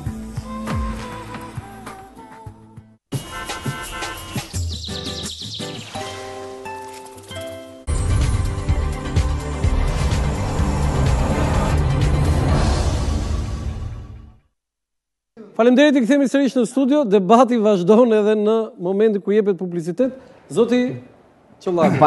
Pse në vallë se ma le me vallën shpar. Sepse të gjitha thatë ka më rrezik më të madh edhe gazetarët po vinë po i bashkohen edhe koalicionet të madh. Se ju nesër nuk do vini për shembull shkojnë ti bashkojnë koalicion. Faleminderit, ka gazuar adres zoti Peza vjen si oficer, jo si gazetar. Për kufizoi koalicioni. Ska lidhje. Tani jo për shkak të sa që tha zoti Koja, por në fakt gjithë kemi parë atë koalicion që duket që ka arritur të mbledhë zoti Rama. Dhe po të lëmë një anë për një moment të pjesë çështën e LSI-së, e cila ka kërkuar një periudhë reflektimi dhe do vendos një moment caktuar, nuk mund paragjykojmë sot apo. Jo, nuk mund paragjykojmë sot, mund ftesa është në gjykimin tim është gjithmonë e vlefshme, duhet jetë. Por nuk mund paragjykohet, kanë thënë do marrë një vendim, do respektohet. Ta zgjidhje. Po zgjidhje. Asnjëri s'di Po jo sikur mas zgjedhje për shkak të përgjigjem. Si do komentoni dot? Përgjigjem dhe asaj them. Tash te koalicioni. Lutem, përgjigjem kësaj, lutem. Unë ndiga një gazetar, jeni bërë 2 hajt, dakor. Cila ishte pyetja? Po nuk ka lidhje tani. Po sigur pas zgjedhjeve, koalicioni i Partisë Socialiste bën një koalicion postzgjedhor edhe me Lëvizjen Socialiste për Integrim. Çfarë do thoni ti? Do t'i duhet të dilte partia e parë zgjedhje. Kujt më? Partisë Socialiste. Ose të rritë ndodhë nesër ky realitet. Do të duhet të dilte të fillojnë ta anatemonin të sin. Ishte koalicioni i parë. Rrugë të mbarë? Partia e parë është ajo, po s'është koalicion, ka qenë rrugë e mbarë, urohet. Absolutisht, është vendimi sovran. Koalicioni i majtë s'ka qenë. Janë sovran. Partia e majtë bërna koalicion pas zgjedhjeve. Urohet dhe vazhdon. Të përgjigjem pak pyetjes. Zoti gazetar, mund të përgjigjem? Po. Çështja e koalicioneve. Pra, kemi parë gjithë në Republikë, le të lëmë lesin për një çast. Çfarë koalicioni ka arritur të bëjë deri më sot zoti Rama? Është deklaruar 26-33 parti. Kur ju fola më parë dhe po i referohesha pikërisht kësaj, për të dalë tek sepse ndjeva që do të dilim këtë pikë. Çfarë është diferenca në Shqipëri ndërmjet partish dhe individësh të fuqishëm që themelojnë, regjistrojnë parti, është pikërisht kjo. Koalicioni zotit Rama, po të hysh në esencë sot fare, është maksimumi një koalicion PS-PSD. Dhe po i referohem si parti historike të majtës. Po të shohësh të gjithë të tjerët, janë të tërë derivat të njëri tjetrit. Dhe janë të tërë njerëz me personalitet publik, të angazhuar, me simpati apo antipati publike, nuk ka rëndësi kjo. Do të thonë, cili është mendimi juaj për zotin Koja? Do të thotë që Partia Socialiste, unë kur ka qenë zoti Koja në funksione në Partinë Socialiste, e kam thënë publikisht edhe në prag një kryetari i Freshit, ka qenë një ndër socialistët më liberal që unë kam njohur. Kemi patur, unë kam qenë kryetari i Frontit të Nord PD-s në ato, kam pas një bashkëpunim fantastik me zotin Koja dhe ja kam thënë. Kjo është e vërtetë zoti Koja. Se më hon dot njëri. Por zoti Koja është një individ sot që është derivat i Partisë Socialiste dhe pasaj një tjetër, që ka një mbështetëse të vetë dhe absolutisht unë e respektoj edhe sigur dy të kesh, jo sigur të kesh mira, por në fundit janë ende në nivelin e individëve derivat dhe Partisë Socialiste. Zoti Rama përpiqet të mbledh këta. Pra, derdhje të reja, Rama të koalicioni që po ndërton. A është kjo ajo që bëri Berisha? A një sekondë amore, se do vite Berisha. Pra, derdhje... O Gjergji, për këtë çështje. Ta mbaroj. Përveç të mdhaja. I njohëm, aq mirë do, ti e di që i njohëm. Pra, ata që dy partitë të mdhaja nuk kapin dot më shumë se 7% vota. Po përpiqet të mbledh, bëj koalicion me vetë. Ç'është individi më ç'është. Lajmi i madh i të majtës, pavarësisht që ne i vjen vërdall, bën 33, tash mund të regjistrosh mbledhësh 300 veta, të regjistrosh dhe 3000 parti më, por nuk janë partia thosh. Lajmi i madh, kurioziteti i madh i të majtës, i Rama do të ishte sfida, fut, merr apo jo LSI në koalicion. Kjo është e majta e përçarë. Nuk është Partia Socialiste me vetveten. Okej? Pra, do të them që në këtë kuptim pavarësisht numrit partive që regjistron, është një koalicion më i varfër. Shkojmë te koalicioni PD-s. Dhe po prapë përjashtoj LSI-n për t'i dhënë atë statusin akoma pending, domethënë që nuk dish do bëhet. Të shohim te grupet apo te partitë që sjellin vota, është shumë koalicioni PD-s është shumë plural. Ka partitë të cilat kanë edhe pse historike, po kanë Partia Zotit Roshi apo të tjerë apo legalitet, janë parti historike. Për kushte historike këtu nuk arritën dot të jenë në atë lavdinë e tyre. Por janë fundit vota që janë të tyre. Partia e të drejta e PDU-ja. Është një parti që sjell vota në koalicion e PD-s, e cila është e bën më plurale, janë votat të saj. Janë votat të saj. Do thotë që koalicioni demokristianët kanë lëvizur, s'kanë lëvizur, po është një vot me një profil të vetën, i cili nuk tetërsohet pavarësisht se si lëvizet. I vogël, i kufizuar, po doni lokal, por janë votat të tjerë. Në këtë kuptim, Gjergji, mos bëj zhurmusin tani. Po nuk bëj zhurmusin, ore kë ka kryetar PDU-ja më protagonizëm, marrësh po dhe kë ka kryetar, ka zotin Idrizi, i cili doni deputeti i Partisë Socialiste Mlor. Po si që nga e djathtë. Theni kamerën. Po si që nga partia e djathtë PDU-ja. Keni deklaratë, po pritesh për respekt. Po kë ka kryetar më djalë. Atëherë s'përgjigjem. Kjo është mungesë edukate. Po jo mos gënjen. Po gënjen. Pra, majoranca, koalicioni i PD-s është një koalicion më plural. Është një koalicion më i qëndrueshëm dhe është një koalicion që premton ti dhe më të madhe votash, pikërisht sepse ka parti me profile të veçanta nga PD-ja. Të cilat më e vogël më e madhe. Dhe po ti kalon herë majta se si ka, pra sot është këtu. Ore, ajo që është e zotit Noka. Po zotin Ndoka dhe Partia Demokristjane ka një votë vetëm të kalcifikuar. Historike Demokristjanët janë votuar 30.000, 20.000, 40.000, 50.000, çfarë rëndësie ka shifra. Por është votë e tyre dhe kjo votë sot derdhet në koalicionin e PD-s. Dhe po t'i shtojmë pastaj dhe rebusin LSI, bëhet absolutisht një koalicioni shumë plural edhe shumë i qëndrueshëm. Se sa ky koalicion vetë që propon zotin Rama. Gjithë ngërçi në debatin publik edhe politik për çështjen e koalicioneve vjen për shkak të qasjeve kuazi personale. Jo shumë politike. Unë isha shumë i lumtur sot të diskutonim për shembull çfarë mendojmë për arsimin. Sepse gjatë diskutimit për arsimin, po marr një temë çfarë si ka. Po bëj një tema është për koalicionet, ju thoni ta bëjmë. Të lutem pra se do vit.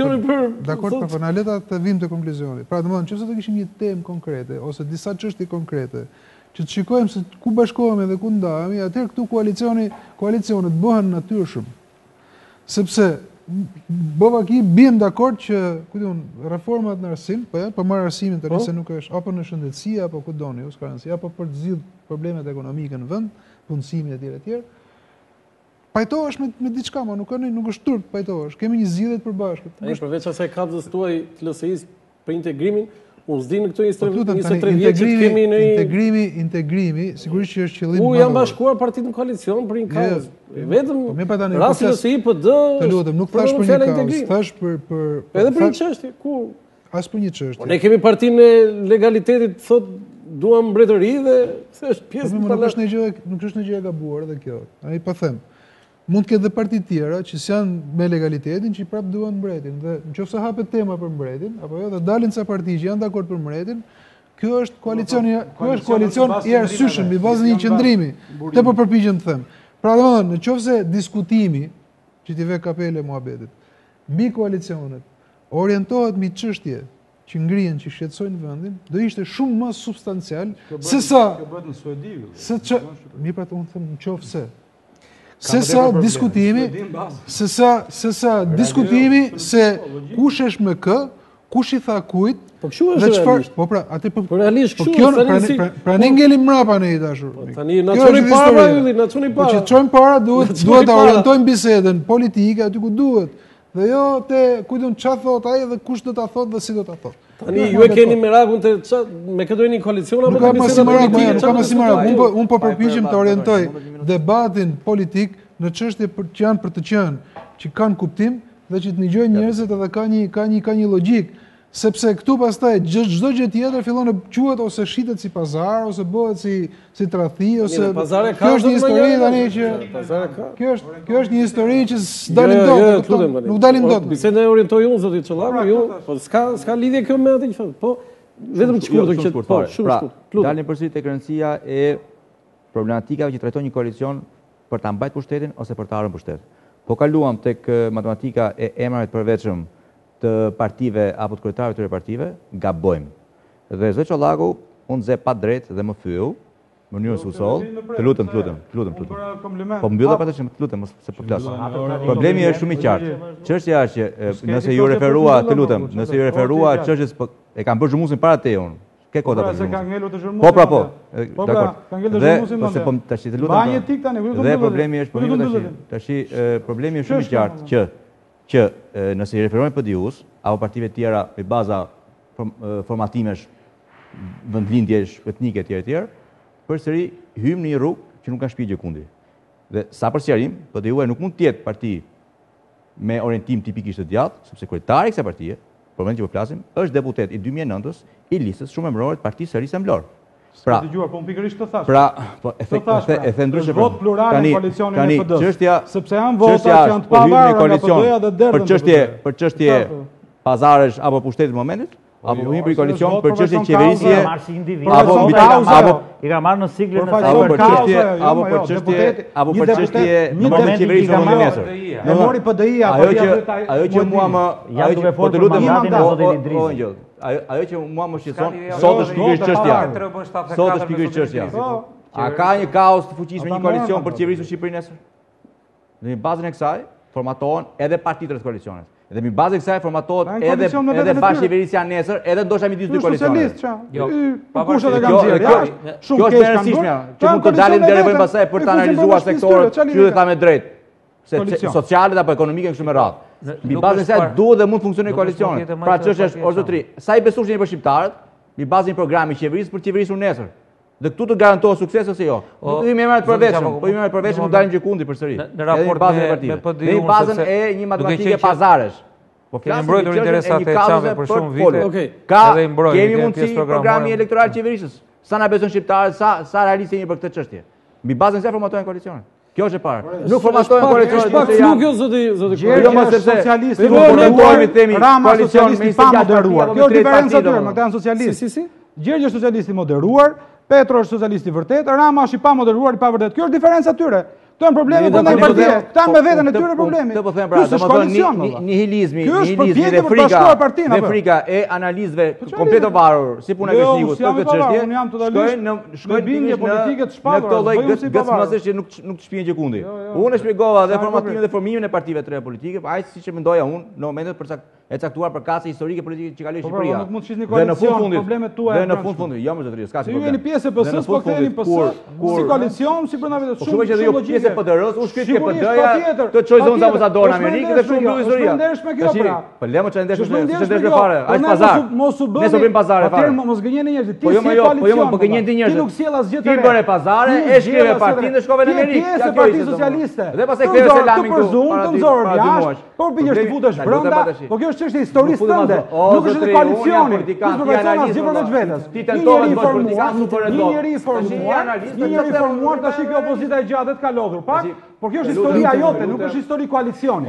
Pra historinë tënde individuale, marrëdhënie me PS-n, mund ta shihësh si koalicion. Kur ty s'ka qas PD-ja gjykundit. Mund ta shihësh si koalicion. Unë opozita më zotri. Po pra, prandaj mos u lodh. Ti pse bën avokat e PD-s ku ke 7 ditë gjysmë, PD-ja të lodhës, unë jam avokatin e bindjeve të mia, unë jam më i freskët se kur. Por historia jote larguar nga PS-ja nuk mund të shihet si koalicioni PS-s. Po ka qenë Naçi kanë qenë PS-orë, absolutisht. Po ka ktheu pra. Pa e çështje jemi me televizionin politik. Po sigurisht dhe jote. Po mos e shih si koalicion. Nuk është tjetër përveç me. Nuk është koalicioni ai me PS-n. Po ç'punë, pse? S'është koalicioni. Ç'ke ti pse i kanë hallit i koalicionit PS-s? Po mos e shih si të tillun, këtë po them. E nisë me hallin e madh për bind PS-in për vazhduar PD-n.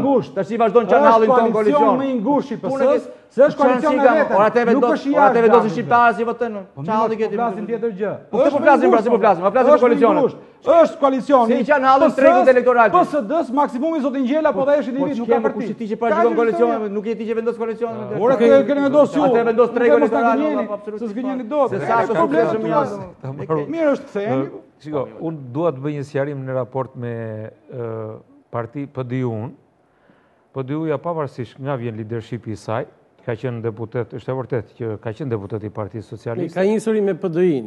Po, por është PD-ja. Zoti Goja është ka një ja do ta sqaroj s'ka po. Është PD-ja, që ka qenë një parti të mos them thellësisht e djathtë, po e djathtë rreshtuar qartas djathtas.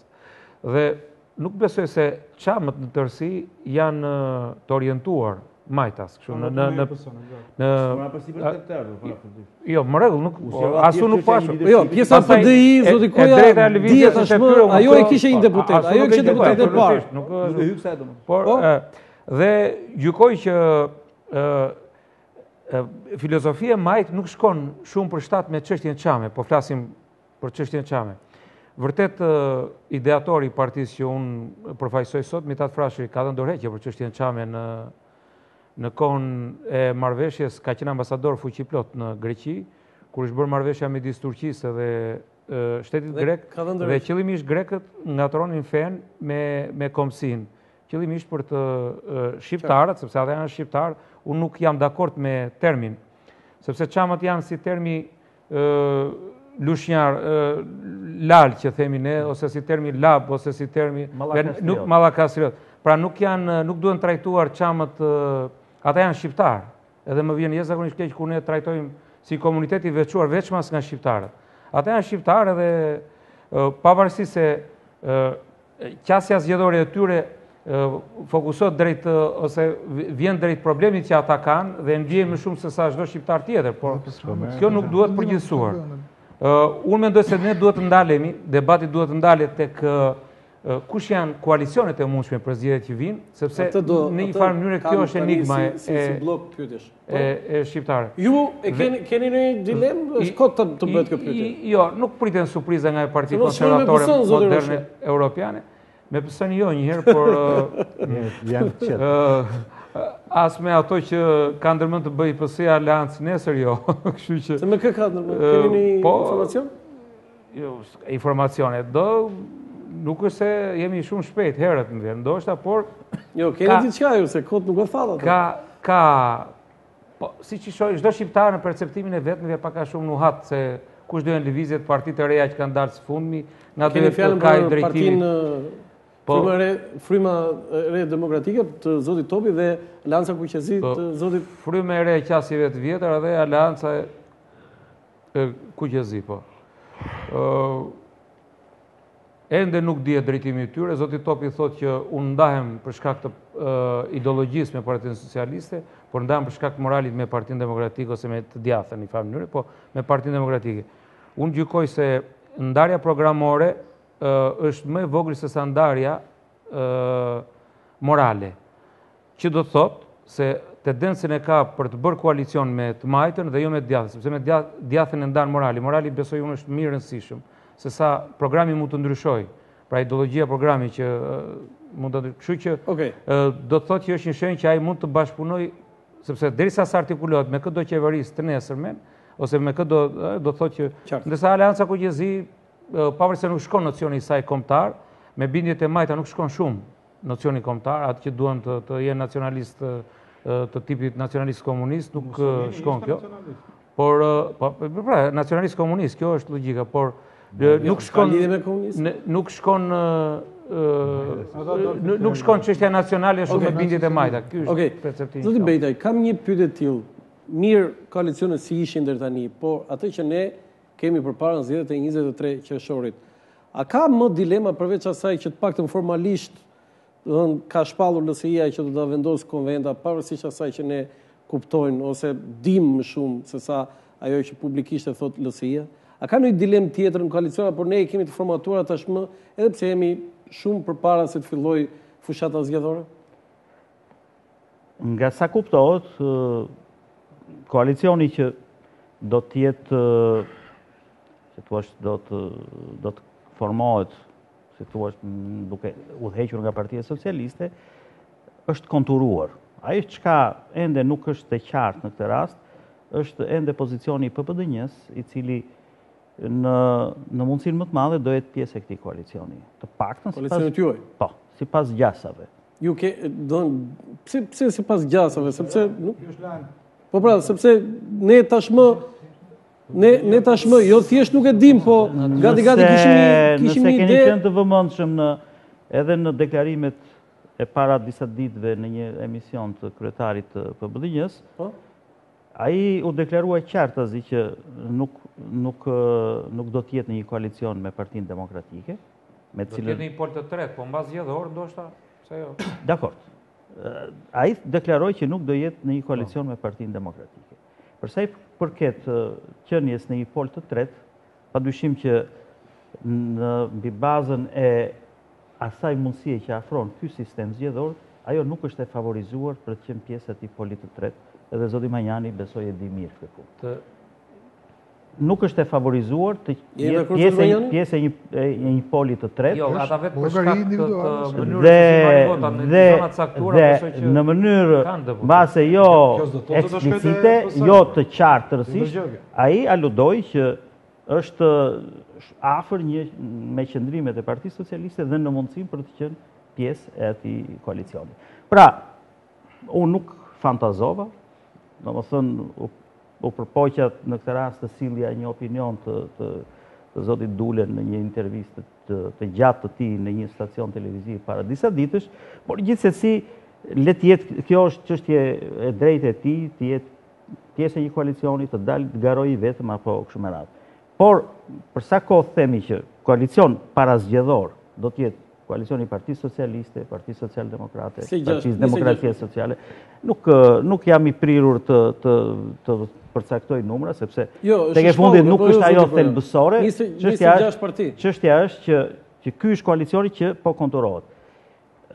Sa i përket vetë rezultati i zgjedhjeve do të kondicionoj më pas. Si e parashikoni ju me të koalicion? Padyshim që jam i sigurt që ky koalicion do t'i fitojë zgjedhjet. Jo, si tani ju nuk do thosh dhe si parashikoni ku do arrini në kota, se Partia Socialiste ka thënë që me një sondazh, me një, po themi, poll të saj, ka arritë 72 mandate vetëm në mos gaboj. Vetëm, atëre është shumë optimiste, do të thënë, llogaritet që ky si koalicion të kapi 80-ën. Vetëm PS apo si koalicion? Vetëm. Atëherë kishit koalicioni, këta janë gjithë në rrugë. Ç'a duan këta? Në momentin që PS-ja pas ka arrogancën të mendoj se të kap ka 72 vota vetëm. Ç'a duhet?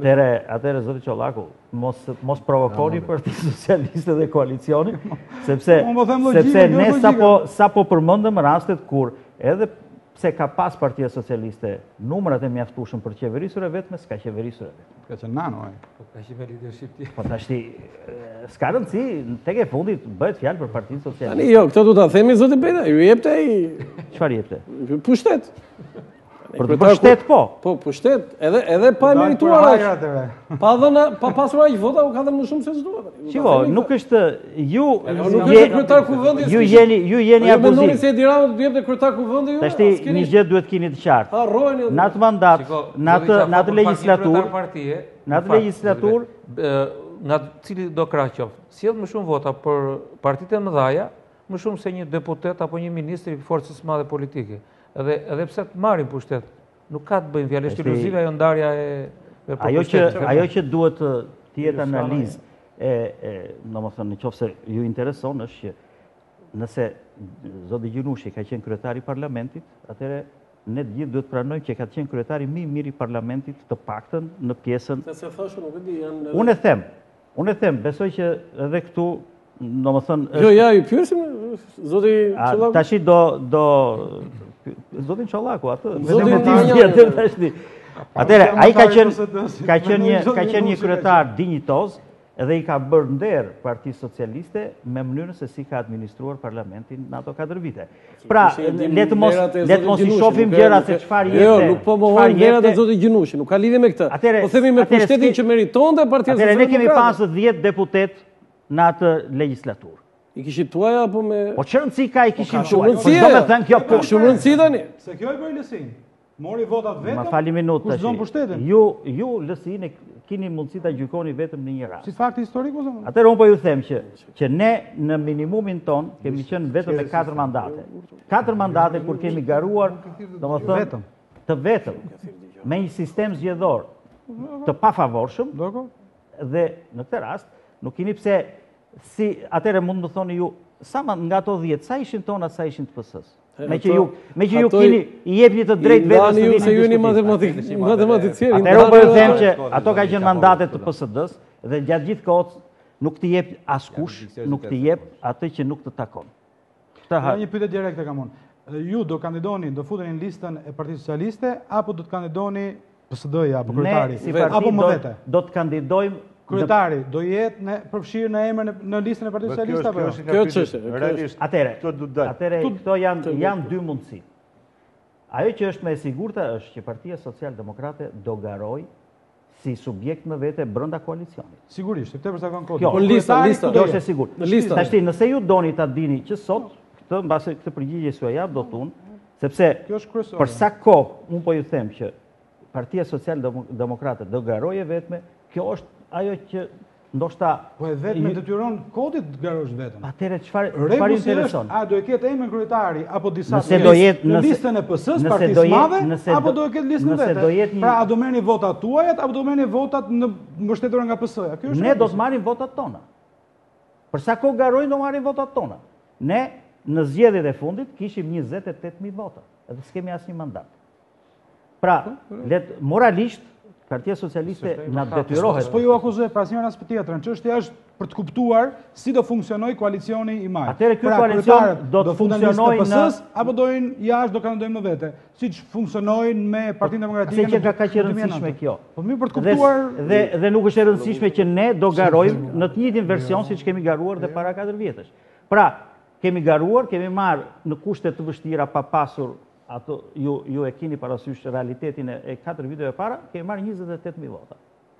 Çfarë ju shqetëson juve? Nëse do t'i marrim prapë ato, apo do marrim... Çfarë kuptohet nga kjo? Po. Sa është jaft, apo ka vullnet zoti Rama të ndaj pushtetin e vetë? Sot për t'ju futur në lista, nesër për qeverisur me.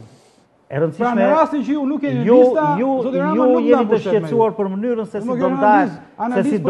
si do ndahet pushteti. Unë jam fare shqetësuar, ne jemi të shqetësuar ta fitojmë atë pushtet. Po mi pra mirë, ajo, unë nga që e di se si të përfundoj ajo, jam interesuar të kuptoj si dini në thonë. Dihet, duket dita që në mëngjes. Me që zoti Çollaku e di, atëherë. Unë besoj që e di me timen. Pra ju dini versionin tuaj unë di timen. Po, edhe timen. Por nuk është kjo pyetja. Unë duhet të kuptoj paktën nga që më mungon bazat e publiku.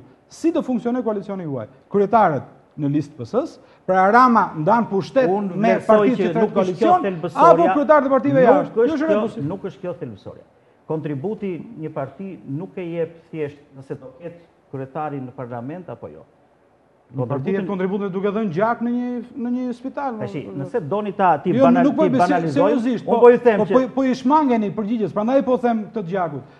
Ora, a do futet, a do i fusë Rama në listë kryetarët apo jo? Ju në mënyrë provokative bëni një pyetje që e dini shumë mirë që as unë, as zoti Gjinushi dhe as zoti Rama nuk i përgjigjet dot sot. Okej, kjo është përgjigje. Ndërsa ajo që është e rëndësishme është që Partia Socialdemokrate do garojë në këto zgjedhje me siglën e vet brenda kuadrit të koalicionit, siç ka garuar dhe para 4 viteve. Siç ka garuar. Kjo është ajo që është e sigurt. Versionet e tjera, se nuk pyesni zotin Roshi nëse do ta ketë listë emrin ai në... Jo, kjo është i pyetje për të gjithë. Pra për sa kohë, ajo është një tezë e hedhur dhe askush sot nuk ka të drejtën të japi. Kam një pyetje për ju zoti Nesturi. Ju si parashikoni koalicionin? Ne kemi të qartë tash me 26 parti në koalicionin opozitar, kemi pak a shumë dim atë me koalicionin e Partisë Demokratike, edhe thashë pak më lart formalisht Partia Lëvizja Socialiste për Integrim pret konventën, ka një tendencë për atë polin e tretë që akoma nuk është konturuar, ju si parashikoni? Po realisht, se u bë debati madh domosdoshmë lidhur me koalicionet, dhe deri tani kemi ngelur vetëm ke koalicionet para zgjedhor, jo ato pas zgjedhor, sepse nuk është konturuar mirë, qoftë çështja e polit të tretë, qoftë edhe për votat veçanta, sepse nuk është fare çudi. Nuk është fare çudi që nesër pas nesër një parti e cila e ka futur emrin në listë KPD-ja, nëse fiton PS-ja, shkon KPD. Ky është thelbi i kësaj. Jo, ky është zoti Bejta, prandaj dhe me shumë të drejtë zoti Çollaku këmbguli se realisht ky është zoti Çollaku këmbguli pa të drejtë. Po pse pa drejtë? Nuk është pa drejtë, kjo është informacion publik. Në momentin që do merret një vendim, do ta dish edhe ti dhe gjithë të tjerë. Pse nuk është drejtë kërkoj informacionin? Po sepse tashmë s'ka vendim të marr. Po mirë, s'ka, kjo është përgjigje. Po nuk është pa drejtë interesimi. Ka një problem faktikisht. Sepse shpeshherë ne nuk po marrim vesh se si funksionojnë koalicionet. Dhe kjo në një farë mënyrë ndikon edhe në pozicionimin e partive majtas apo djathtas. KPD-ja apo KPS-ja, apo mund të shkojë dhe të bashkëngjitet një poli tret. Sepse në qoftë se mund ndodhi dhe kjo ana tjetër, që partitë cilat mund të jenë pak kënaqura, qoftë KPD-ja, qoftë KPS-ja, nesër pas nesër mund të shkojnë dhe të atash LSI-s. Ka pas disa sinjale, kështu që këto janë çështje të cilat normale duhen diskutuar, edhe mënyra se si funksionon koalicioni. Pra, qoftë edhe pyetja që bëri Kreshniku se fundit ishte çështje cilën desha ta ngrija, ma kape radhën, që në fundit janë apo s'janë pjesë të listave, janë listat përbashkëta apo janë si cili garim veç. Se edhe të futësh vota aty dhe të mos marrësh asnjë gjë dhe kjo nuk ka logjik. Po ajo që tha zoti Beja, 28.000 vota dhe s'kam mandat. Realisht nuk ka logjik. Gjë që korrigjoj me korektimin kombëtar nëse do të ishte bërë. Ne po flasim me këtë që kemi. Dhe me këtë që kemi, kuptohet risku që ndron. Atëherë, më fal. Tani po flasim lidhur me çështjen tjetër. Duket se LSI-ja, qoftë për aspektin e pozicionimit për të krijuar vetë një statur tjetër, jo thjesht në aspektin e një partie që është pjesë e një koalicioni apo jo, por që për të marrë një lloj përgjegjësie më të madhe, duket si ka marrë shumë seriozisht faktin e krijimit një poli të tretë. Kjo edhe në realitetin e ri politik kur duket se dhe parti, si për shembull partia e Zotit Topi, e cila qoftë për sensin deklarat e tij për aspektin ideologjik dhe moral, nuk bashkohet as me njërin dhe me tjetër, mund të jetë një bashkim në një front përbashk. Kam përshtypjen se Zotit Topi ka thënë edhe për qeverisje jo me Zotin Socialiste, po mbas se jam këtë sigurt. Jo, nuk është artikuluar, po jo të ndalemi te kjo, si mund ta përsërisi këtë që partia e Zotit Topi, Fryma e Re Demokratike, po shkon drejt bashkimit, drejt krijimit një frontit përbashkët me LSI. Me LSI. Po kjo është thelbësore. Po kështu mund shikoj. Sa përqind e sigurt është kjo, zoti? Jo, këtu nuk mund të themi dot në këtë gjë, domethënë sepse zoti Manjani analiza, jo me informacion. Zoti Manjani është bërë shumë i urtë, si duket, ose i ka ndoshta zoti Manjani nuk ka se nuk e thot. Mund duket edhe ke gjithë emisionin që ngacmon gjithë ftuarit që të flasun. Tani çështja është qoftë edhe për BDI. Zoti Nestorin nga pozicioni i analistit mund ta thotë këtë. Po pra patjetër. Edhe unë jam i detyruar. Jo si analist, po jam i detyruar të dëgjoj sepse konfirmohet atëherë kur ndodh. Po pra, tani jam i detyruar të dëgjoj. Tani unë po them edhe një herë çfarë ndodh ose si është situata. Ne kemi thënë dhe vazhdojmë të themi, ky koalicion, që ne sot jemi me Partinë Demokratike, duhet të shkojë dhe do duhet të shkojë me çdo kusht, ndryshe nuk quhet LSI, po s'majtë fjalën, nuk i LSI.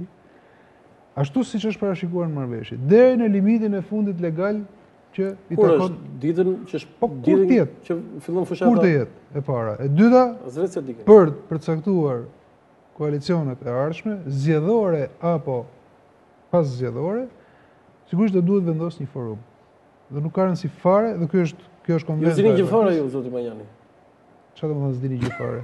Tani mos e bëni tani forum se e kemi dëgjuar këtë. Ju e dini atë gjë tani forumi është në Shqipëri. Nëse këtë dëgjoj prapë. E shumë të ati mund të thuash nga burime të pa identifikuar. Po pra, tani, rregull pra, dëgjoj prapë, atëherë do jetë konventa kombëtare e LSI-s që do duhet të vendosë për këtë çështje. Po e kuptoj. Dakor?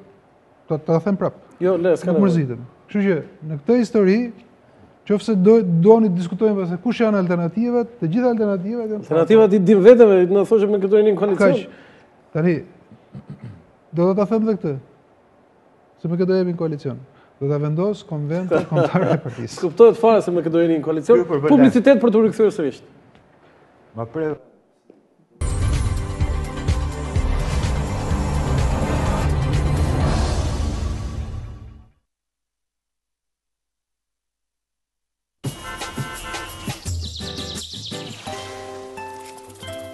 Një karburant i mirë për makinën tuaj garanton një rendiment të lartë në djegje, ruan motorin, bën më shumë kilometra për të njëjtën sasi karburanti dhe motori juaj mund të punojë në një regjim deri në -20 gradë Celsius.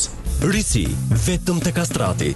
Benzin 100 oktan Ultra Power 100 dhe naft Ultra Diesel 10 ppm.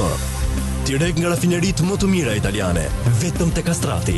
Ruaj makinën, ec më shumë kilometra dhe kurse. Ultra Power 100 dhe Ultra Diesel 10, vetëm te Kastrati.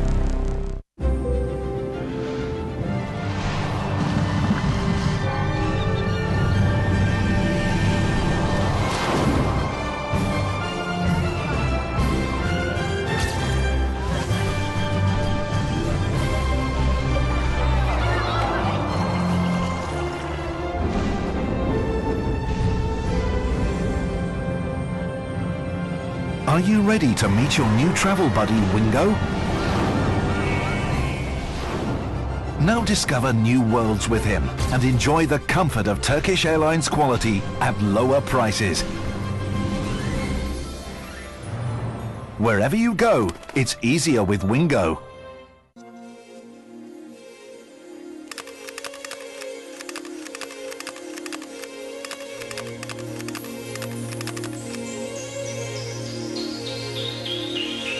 Niseni ditën pozitivisht, me një shije dhe aromë të fortë, që të kaloni përtej ëndrave tuaja.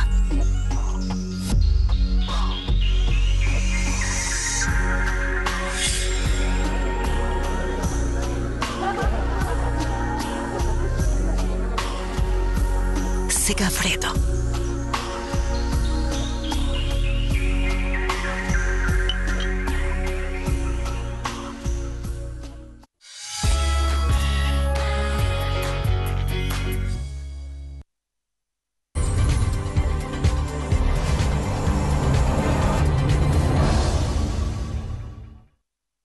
Faleminderit, rikthehemi sërish në studio për të kaluar më pas se ju zoti Nesuri, sepse sa më erdhi një pyetje për zotin Manjani. Ju lutem zotin Manjani, a është e mundur një koalicion me PS, sepse shumë simpatizantë të dy partive kanë humbur besimin, ju lutem. Po në Krim nuk është socialistët shqiptar janë, prej Mishit dhe prej Kocke. Thuajnë çik mirë këtë se merret sikur do jesh koalicion me PS. Nuk po themi që jo, më mirë, domethënë kjo është njëra nga tre alternativa që do ta vendosë konventi. Dhe cilat janë tre alternativat? Një me PD, një me PS dhe një? Konkurrojnë dhe vetëm fare mirë, s'është ndonjë. Dëshoj me thënë, si është kjo situata të konkurrojë vetëm? Hyet në zgjedhje regjistrohesh si parti politike, me koalicion me atë polin e tretë. Hyet dhe vetëm jashtë koalicioneve të mëdha, po them, sepse në çdo rast të lutem. 5%. Sepse në çdo rast, kudo që të jetë, ciladò qoftë zgjedhja, LSI-ja do konkurrojë me listën e vet, me programin e vet, me kryetarin e vet, me ekipin e vet, me gjithçka. Ciladò qoftë zgjedhja taktike apo politike. Dhe unë e shikoj që ty po kom ngul gjithmonë ke poli tret. Edhe realisht faktikisht ka një vlerë. Po ajo është misteri, se këto të tjerat është dhe risi, por njëkohësisht edhe mbas të realitetit politik që po ndodh. Sepse faktikisht të dyja kampet deri tani janë duke u ngritur me njëra tjetrën, domethënë kopjove apo jo programe.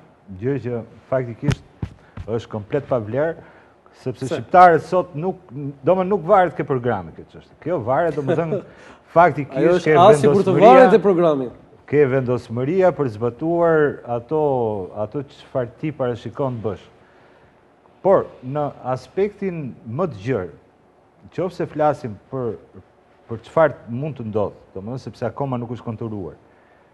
Aspekti i politret apo LSI-ja si faktor merr pikërisht vlerë sepse të dyja palët nuk kanë rrezëtuar forcë, njëra sepse është konsumuar në pushtet, ka 8 vjet në pushtet, dhe nga ana tjetër dhe opozita ende nuk ka ditur të shpreh, të motivojë njerëz që do të jetë e fortë dhe fuqishme për të zbatuar programin apo pikën.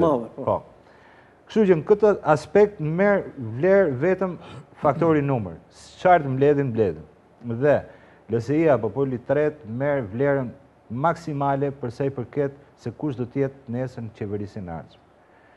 Ky është ajo që është e pritshme. Qoftë edhe me largimin atyre votave të caktuara që mund të ketë që janë futur në listat e dy partive të mëdha. Megjithatë, unë dua të hedh këtë domethënë si ide që ka dhe një rrezik tjetër.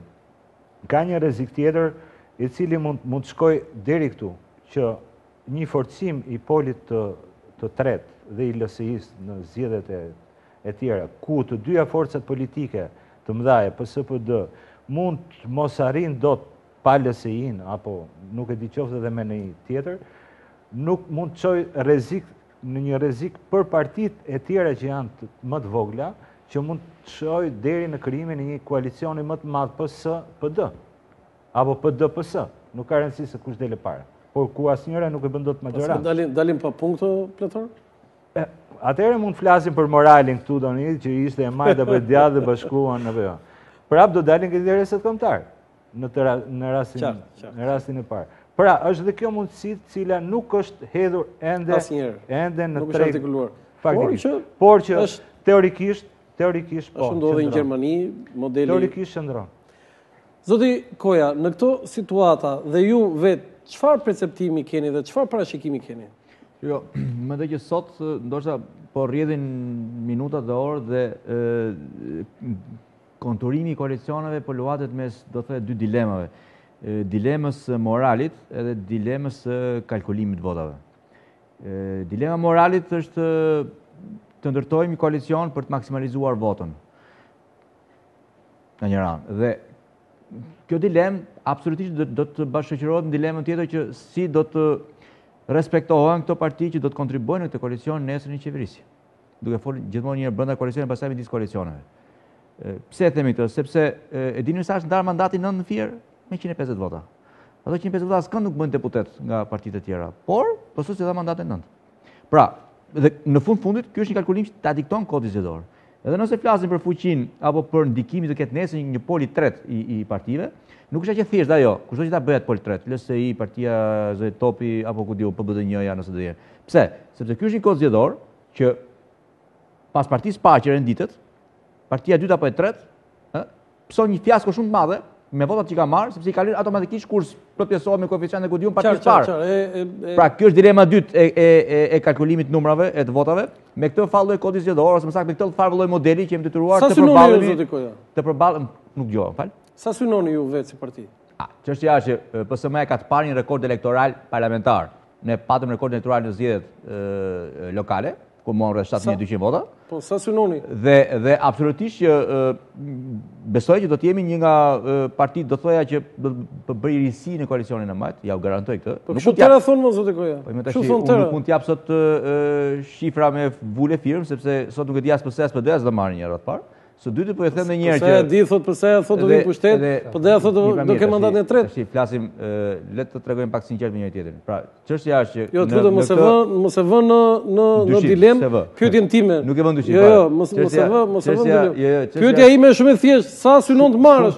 Shumë thjesht ka këtu sinqeritet apo shumë thjesht për plazon. Pra, me këtë kod zgjedhor, me këtë model që po aplikohet dhe mënyrën se si po futemi në zgjedhje, absolutisht që nuk është asgjë e lehtë, por po ju garantoj përsëri që PSM do jetë një nga partitë risit koalicionit të majt. Këtë u garantoj sinqerisht. Edhe me mënyrën se si po zgjidhen gjërat dhe mënyrën se si po funksionojnë, po mundojnë funksionojnë të Shqipërinë. Por mos harroni një gjë edhe një herë. Është modeli i një kodi zgjedhor që shumë vota që merr një parti ja atribon krejtësisht padrejtisht një parti tjetër. Pikërisht me këto presje tetore apo të koeficientit. Dhe ju të njëjtën gjë sa parashikoni marrë partia juaj dhe si parashikoni formën e koalicionit? Po, te konkurenca brenda koalicionit ambicia jonë është që të jemi të dytë apo të tretët mbas Partisë Demokratike në koalicionin e djathtë. Ky është objektivi. Në renditje. Dyta është LSI-ja, e ka zënë vendin. Jo, s'ka lidhje tash, po flasim në koalicionin aktual. Unë mendoj që ka dhe variante tjera LSI-ja. Jo, në koalicionin aktual. Po flas për vetë. Me këtë që jemi po. Partinë Republikane. Unë mendoj që po ju e keni bërë konventin zoti Roshi. Ne konventa e partive që kanë një konsekuencë, jo vetëm historike, por edhe të këtyre 20 viteve, qëndrueshmëri politike dhe një staturë që nuk pritet të ndryshohet dhe cili besoj që dihet. Po objektivi jonë ky është të jemi mbas Partisë Demokratike. Sa kishin në zgjedhjet e kaluara parlamentare? Të dytë apo të tretët. Ne jemi renditur në zgjedhjet parlamentare të fundit, jemi renditur të 6-tët në renditjen e mbas Partisë Demokratike. Ajo që është e rëndësishme është kjo që unë mendoj se kolaterali zgjedhor që kanë partitë vogla, sidomos partia që unë drejtoj, e strukturuar mirë në gjithë Shqipërinë, në çdo komunë, me njerëz intelektual të rinj, ndoshta jo me përvojë politike, por shumë energjik dhe moshë mesatare rreth 40-tave, besoj do japi një impakt edhe vërtet do të sjellë në Parlamentin shqiptar bindjet konservatore moderne që i kanë munguar deri sot Parlamentit shqiptar.